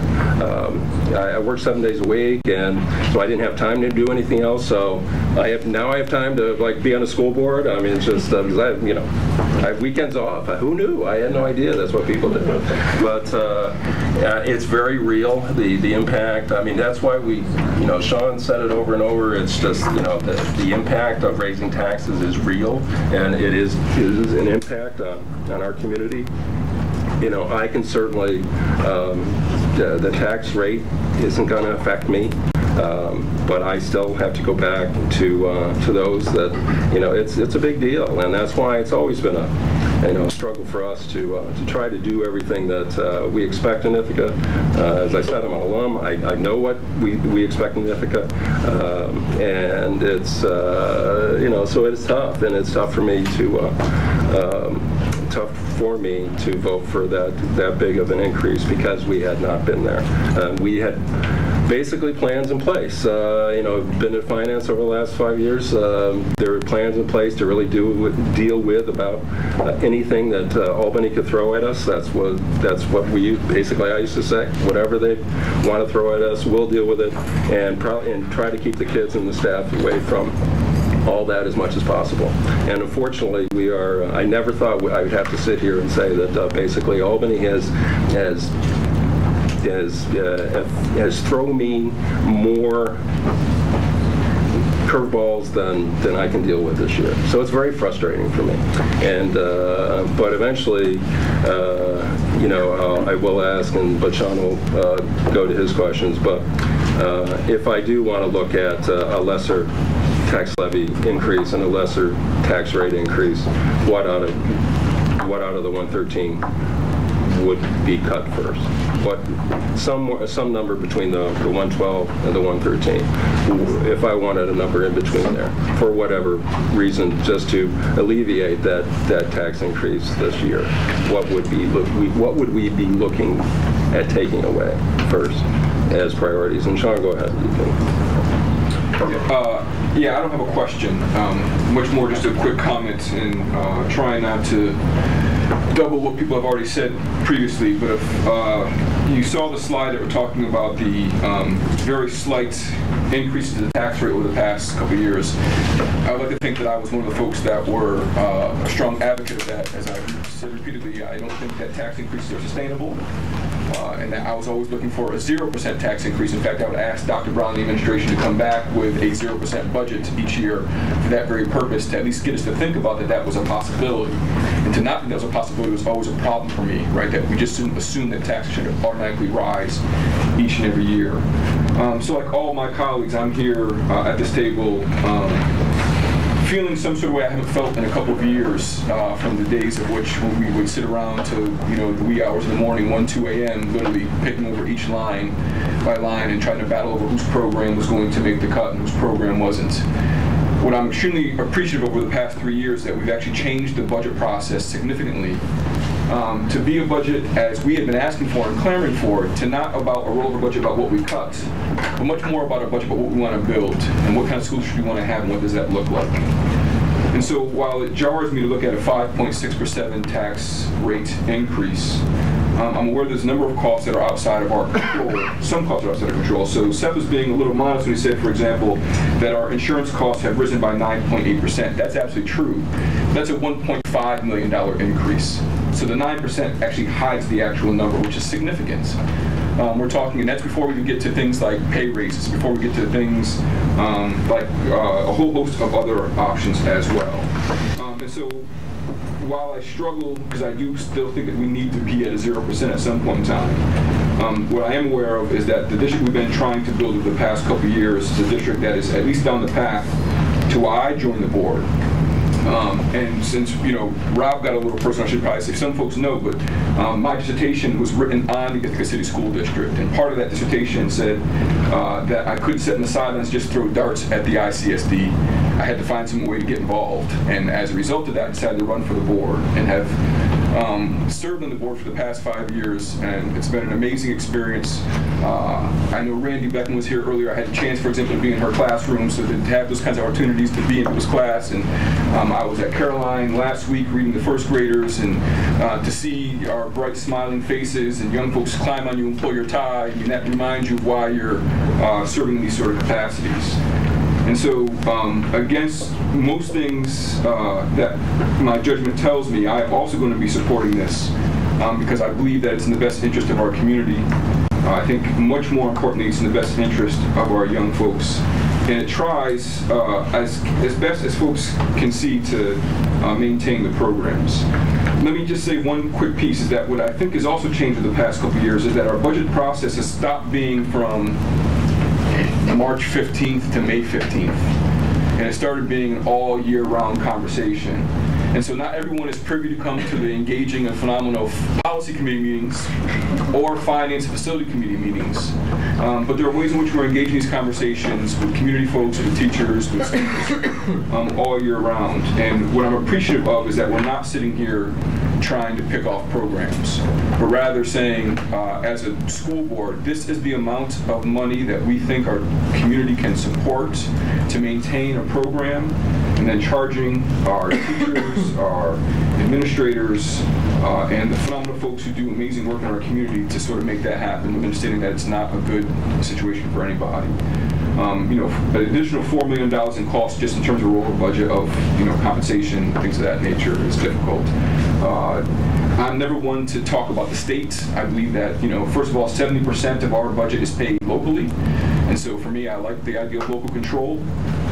But the fact is that the gap elimination adjustment has hurt our district in particular and districts across the state. And so it's one of the few times that I think where us calling the state and going at the state for that is important. Especially we're talking about $2.8 million this year or $21 million for the past 4 years, whatever the case may be. So I say all those ramblings to say, I want to reiterate what our colleague said, that this is not why I joined the board. I didn't join the board to have these kind of conversations. I joined the board to try to be as innovative as possible and make sure that this phenomenal education system we have in Ithaca works for all students. And I think that while we'll have some significant shifts in how we go about our business, we'll hopefully be able to maintain some of the progress that we've started at a 5.6% tax increase. And always willing to have continued conversations about what this looks like. So I think, as other folks said, even while we may vote on a number this evening, that's just one step in the continuation of a budget process. Further conversations, dialogues, tweaks that will take place. And I'm fortunate, I guess, that I live in a community where education is our industry. And so we know what this means. We know where we find ourselves. And I'm not looking forward to what happens next, but I'm looking forward to seeing how we negotiate tough times. Thanks, Sean. Other comments? And I'll just, I threw out the hypothetical, okay, what would you cut? We basically already know, because we have a $112 million budget. It's a proposal that you already worked on along with the others. And it's really, okay, where would we add back? Priorities for the district. Dr. Brown, if you just wanted to. Yeah, if doing anything other than 113, we'd be moving away from everything. I would want to touch last, the classroom teacher FTE, which is in that line, in that second scenario under elementary and secondary FTE. We would go there last. That would be the last option in that next scenario, but all the other things, additional administrators, our extended day opportunities, which is big for us, what we do for young people, for tutorial opportunities and enrichment opportunities at school. Those stipends would be something that would be impacted if not at the 113. The technology line, where I mentioned earlier, about a $400,000 hardware line for technology purchases that we were able to go into lease agreements with. We move away from that approach. And I've warned before, we quickly be back at the kind of situation where we have most of our machines being old, 8 years old, 9 years old, or older. based on the amount of feedback we received about the $400,000 to be spent, I can't imagine what the conversation will look like if we try to add back money into the technology line. So, and I've been around and I've been through a lot of budget processes in other states and other districts. It's hard to increase the technology line, and when it's gone, it's gone. So what? To maintain the positive momentum with what the tools that we're putting in front of young people and in front of staff, you don't, especially at this rate.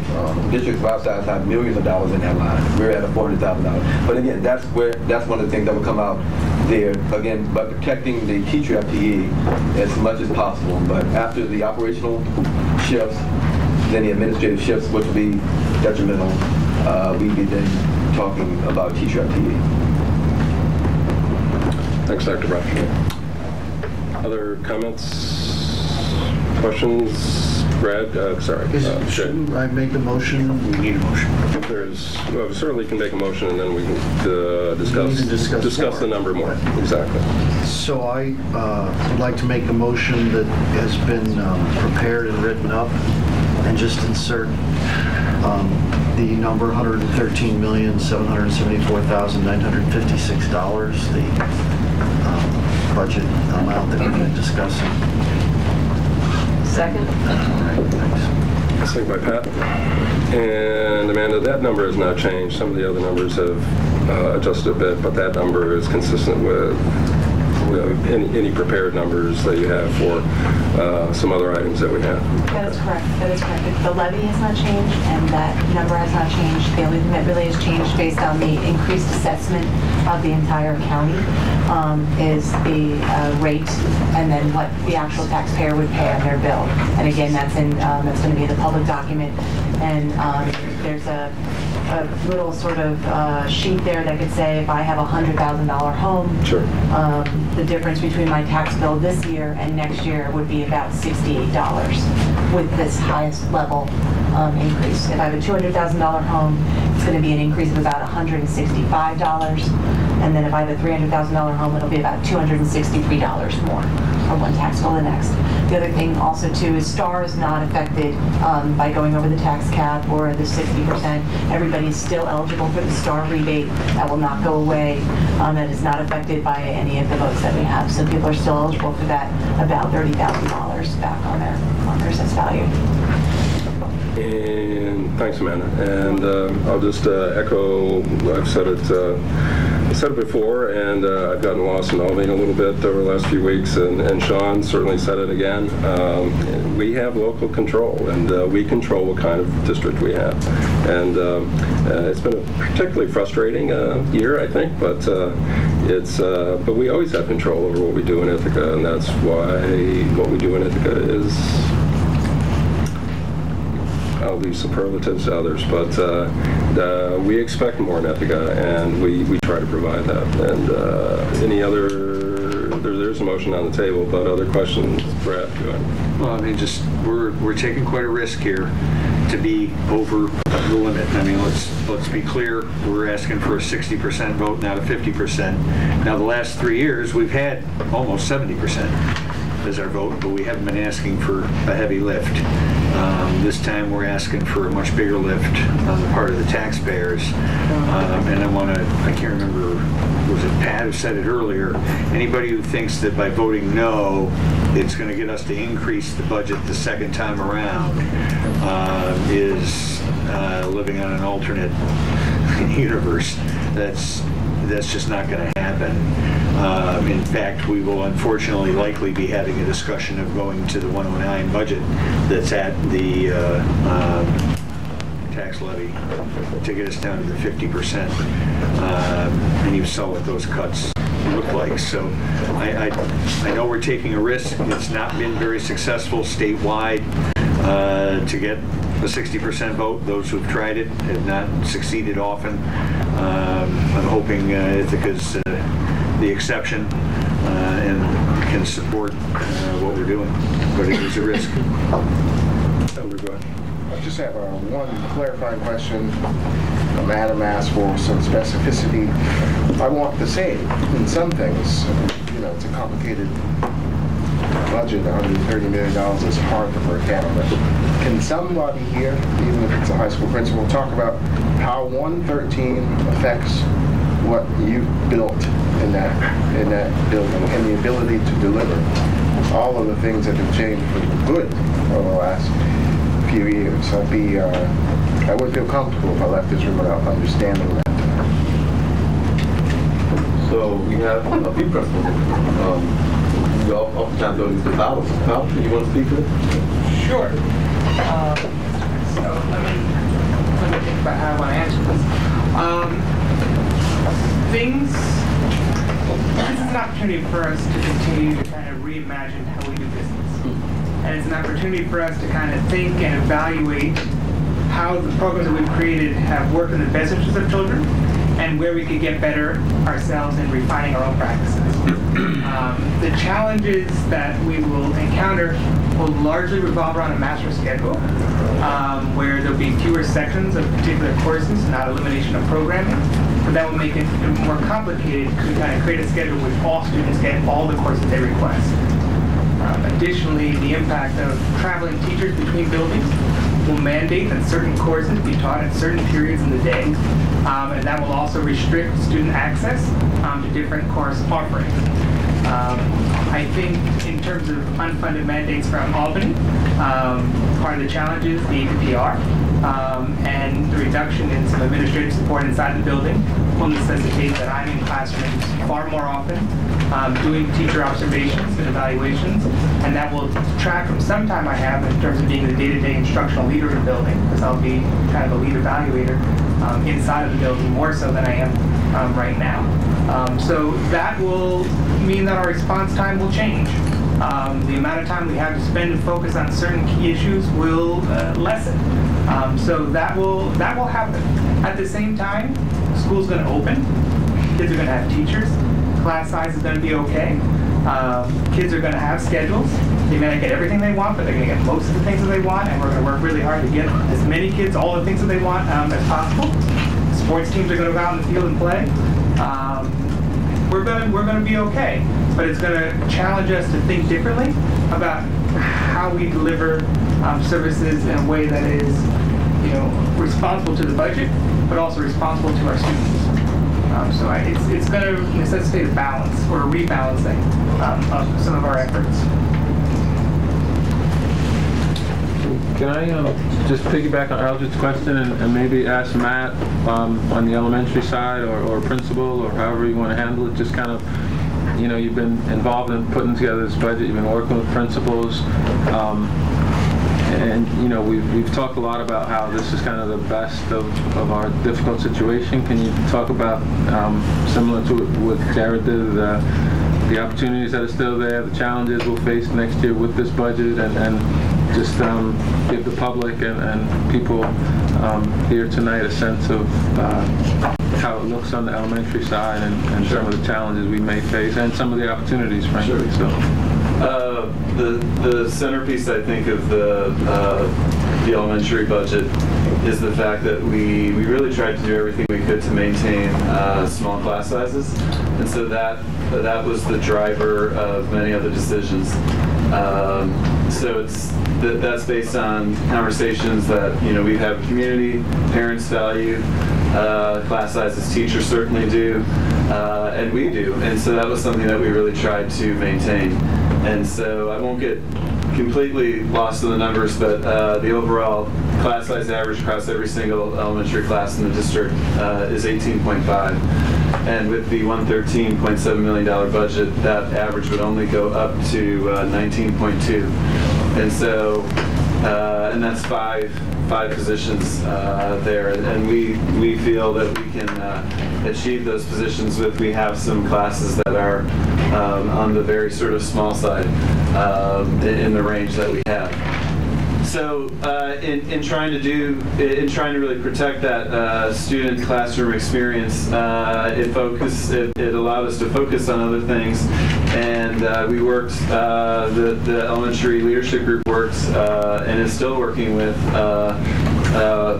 David Brown and Rhonda Bullard in terms of how do we still offer elementary students all the same offerings that they have right now: strings, instrumental music, a vocal music class every week, an art class every week, PE a few times a week. How do we still have all those offerings and but also have some reductions? And so we are losing the art integration piece, which allowed time for adults to work together and to integrate, but the students will still have all those same classes. So class sizes, I think we worked hard to maintain, and we also worked hard to maintain the same offerings at the pre-K level.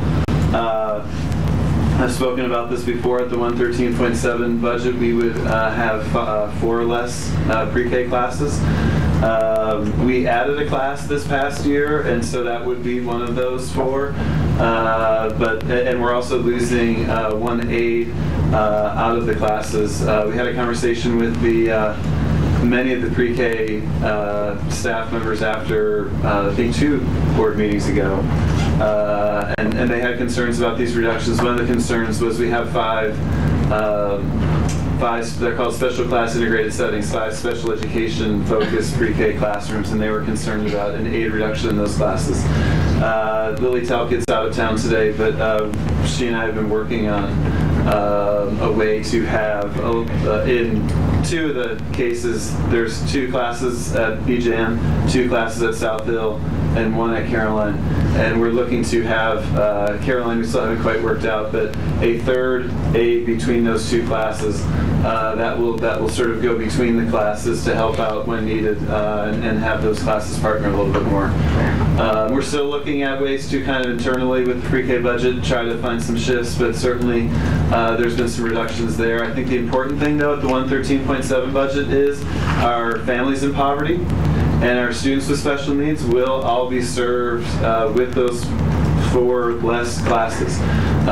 Ithaca goes far beyond what any state level notion of what pre-K is, and we still will be on many levels, and we'll be offering a high quality program to our students most in need. And that was our guiding factor with that.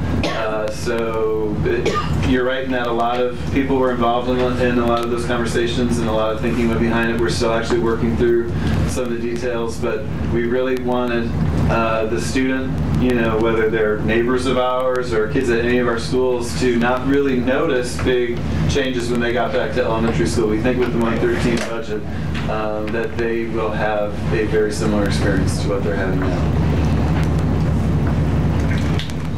Other questions regarding the resolution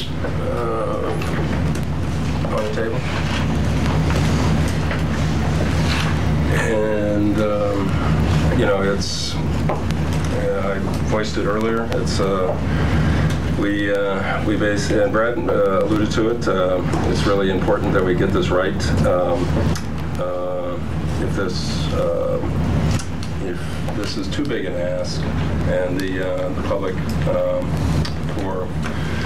for many reasons, can't support this budget, then we have to go to Plan B, and that will be, a discussion for the future whether Plan B is at that 50% level, and that's 109 million, and that is the tax levy limit. Artificial number from that city that we have to deal with, and that I will just point out again that tax levy limit number is less than this year's budget by a couple $1 million. So we'd actually be cutting the budget year over year. Said it in the past. I look back on my numbers 10 years. I couldn't find where we did that year over year. It doesn't happen very often. So that would be unique. That would be interesting. And I think what and staff, our building leaders, Dr. Brown, everyone has explained what if we had to go to that level, what the district may look like, and it is not going to be a district that we recognize now. So I related a personal story just to have everyone understand that the tax rate is a big deal, and we need to ensure that we get it right. And so I will leave that there, but there's a motion on the table. And Connor. Could a Plan B be a scenario which we have yet to see? Sure. Well, now you're talking about risk management. So do you, I'm not going to call it going to the casino. You're going to roll the dice. If your Plan B still needs 60% and that goes down, and instead of being at the 109, you're at 106. So $1 million for an annual budget. So if you didn't like what 109 looks like, the community's not going to like what 106. We will be legally unable to spend above that amount. We will not be able to spend more than that amount. So if a proposed budget fails the first time, immediately goes down to 109? No. It could be something we don't see. Absolutely, could be something in between. Thank you. There's an argument for 109, though. Because that would be a 50%, a simple majority. Right. So, but you're correct. It could be a 110.5 or 111.1 or whatever. Sure. The other option on the table for any board is to automatically adopt a contingency budget after the first vote goes down as well. That's highly unlikely in this district, right? But if the first vote goes down, we could say we're going to a contingency budget. I don't anticipate we can do that and not go back to the voters. That's right. Right. There was a few years, probably 5 years ago, when the contingency budget calculation was actually higher than what some folks went out with. It's been an interesting 6 or 7 years, folks, but it's been an interesting ride. Jay, go ahead. So to Connor's point, I think that when people are in the voting booth, whatever it is now anymore, cubicle or whatever. It's an electronic thing. Kiosk. That the thinking is to approve the budget or not, and that really isn't the choice that we have. Certainly, it's not the choice that the board has. The choice we have is something more similar to the choices that we have on here. And so it's not an up or down vote that unfortunately the majority of the public will be thinking it is. They'll think, do I want my taxes to go up X amount, 5.67%, or some $100 or $200? And most people know, and as Rob said, no, they don't. Who votes to do that?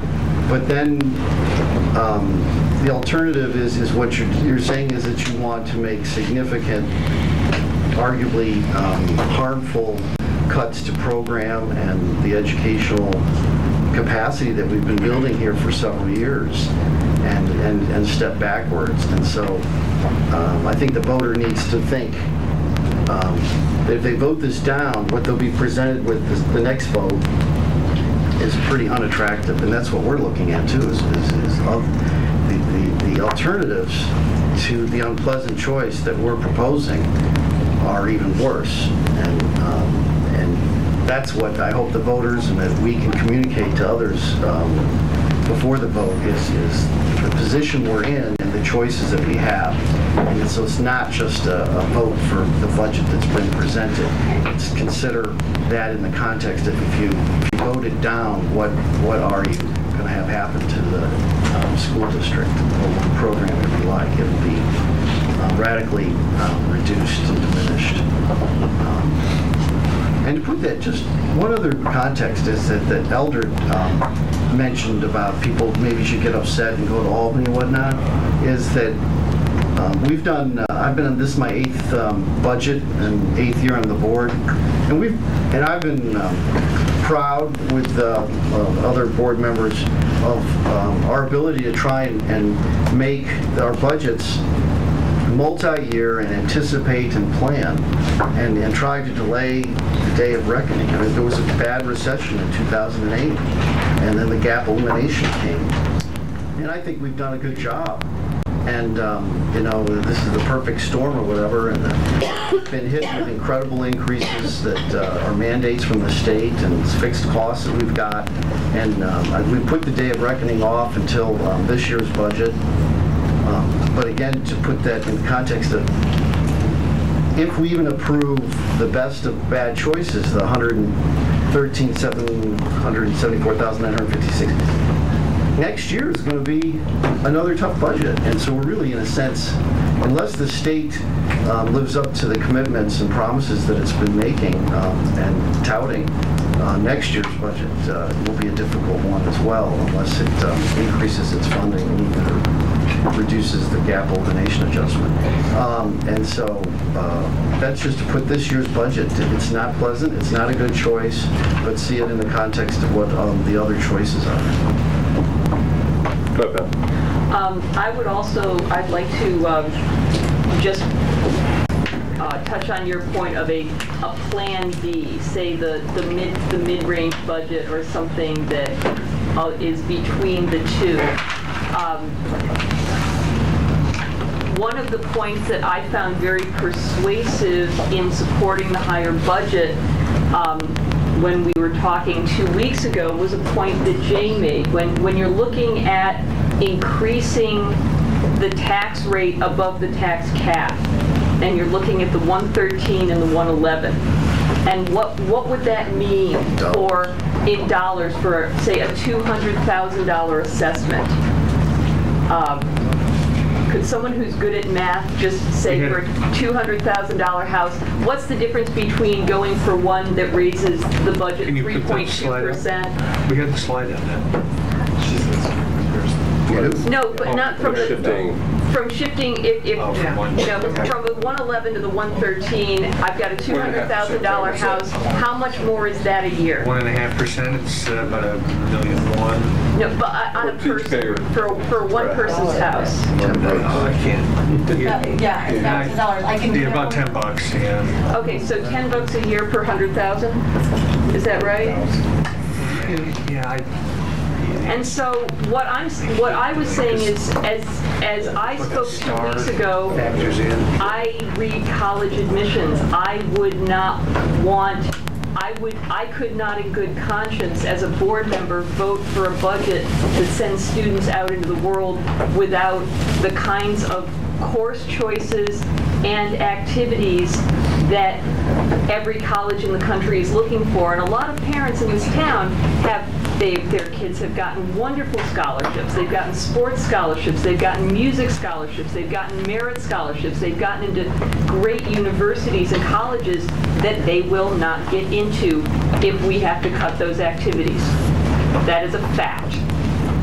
Nobody can make that go away. And if I'm going to pay $20 or $40 more per year to give an opportunity like that to every kid in this district, I will do it. But any scenario that includes even a portion of those is going to require a 60% supermajority. Any scenario. And if a 60% supermajority goes down once, I do not see how somebody's going to come back that the public would come back for a supermajority because we're saving them $30 or $40 a year on their taxes. And that's why I am willing to roll the dice. And I'm pretty risk averse. And that's what, again, we talk about risk management. What's the risk on the downside? And that's for the district. So, Connor, Jeff. Thank you for that response and the others. How, if a Plan B were to go out, how later would the date be? I think you said May 20th for the first vote. Is that set? Danielle will have that. It's all within June. It's very quick. Like 45 days. June 5th or something? 2 weeks. We have to make a decision fast, and then it goes right back to the voters. Well, we have to make a decision quickly so that it can be publicized. Sure. We have like 2 or 3 weeks or something. Right, I think it was like June 5th or something like that, the first week of June. But of course, there's a cost to have another election. June 18th is the next week. Well, there you go. That's the vote, but when do you have to have the budget out to the public? Probably 30 days. It can't be 30 Have days. the budget available No, it couldn't June be. 4th, it looks like. June 4th. There you go. I'm not totally losing it. So from May 20th to June 4th, little less than 3 weeks. And it has to have a chance to age them. It's 2 weeks. It's 15 days. Yeah. Yeah, it's 15 days to make a decision. Right. what to present. That's why this vote is very important. So, other comments? Do we want? Let's go. We're sort of kind of time. The clock doesn't work, but my watch does. But maybe in a rollover budget we get the clocks fixed, but at 1:13, man, we're it's that's why everybody's got these handheld things. They all have a clock on them. I don't know. Do you need? Thanks. Do we need clocks in building here? How much money could we save if we got rid of clocks? Let's vote. So there, motion on the table, and I think folks are ready. Pat's talking, but you ready, Pat? Yeah, okay. Well, I guess we're going to go ahead and vote. And if Jay, you proposed it, if you could read it, if you could. Why don't we have the I can read it. Resolved that the final budget for the Ithaca City School District for the fiscal year of 2014-2015 be hereby adopted by the Board of Education in the amount of $113,774,956. Thanks, Sean. We do like it official. So all in favor as read? That is Chris, yes. Okay, yeah, there we go. That's everyone. And Judy Maxwell is absent for the vote tonight. So that is the adopted budget by the Board of Education. We will find out May 20th and whether the community supports that number. And I'll move the property tax report card. Thank you. And it's in our. Conveniently, Amanda filled it out in the Dropbox. Yep. So I'm not going to read it. It is in Dropbox. It's set up for the 113,774 budget. I had others just in case. I second that. And you can see the resolution on your agenda. Right. All in favor? That's everyone on the report card. And any other business? Real quick, we're having some changes in the policy committee meetings. We will not be meeting on Thursday, April 24th. This Thursday. Be on the lookout, and we'll send an updated schedule of when policy will be able to meet sometime tomorrow next week. Jay, did you have? Well, I was going to ask Superintendent when he's free to review what ways budget information will be made available to the public. There's a public meeting, there's our website. Can you review some of the places that yeah, we're going to have multiple opportunities. Public forum, we're going to have the public hearing on May the 6th. That's in here usually. That's going to be in here. That will be at 6 p.m. We will publicize when we're meeting with PTA, community meetings, etc. We do much of that, so that just about every night will be someplace we'll have that agenda out there for folks to see. Our website will be updated daily. If you click on the budget link, it takes you to a frequently asked questions site. The presentation will be delivered. Everything that's in the public storage, Dropbox, the things that you reviewed up there on that website as well. So we will get a calendar out of when we'll be out at the various schools and at the various events to have conversations about budget along with public hearing. What's the plan on the mailing? Budget mailer is on schedule to be out the first day it's legally possible to put in the mail. So we're getting it out as early as we possibly can this year. We've done different things in the past. Is anything, you've tried to use to put a message? I don't know what other stuff you're going to have in this year. Sure. Mr. Ainsley and I are co-authoring a piece to open the mail. So there'll be a letter. We typically have a letter there to describe the budget process and what's included in the budget. So we'll have a letter. And then you'll see the legally mandated charts and graphs that are there along with some other information. And we're having it printed at BOCES. That's good. And we'll be doing it in black and white this year so they can take care of it at a lower cost. And we've got the propositions, we're getting the basic information out there, and copies of the full budget will be available many places, schools, libraries, in this building, so people can push through the bigger document if they want to, but we're getting the most pertinent information out in the mailer. And for the purposes of clarifying again, as we do every year, every registered voter by law has to receive this budget document even if there are multiple registered voters at the same address. So you may receive at your home. Consider that an unfunded mandate. Which it is. If there are 6 registered voters in a household, you will get 6. Yep. That's makes sense to me.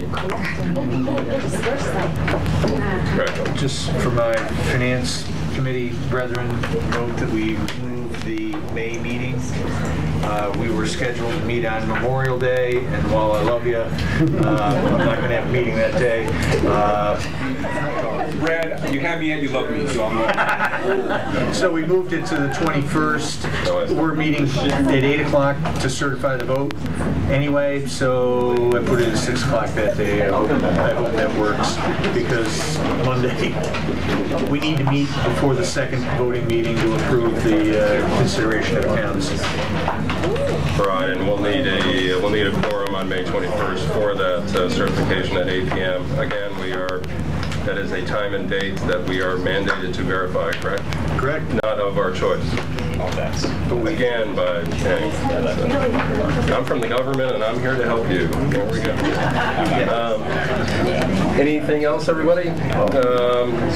Thanks, Dr. Brown. Thank you, Amanda. Thank you, Jason. Thank you, Matt. Thank you, Bob. Thank you, Mr. Powers. Thank you, everyone. Without objection, we're adjourned.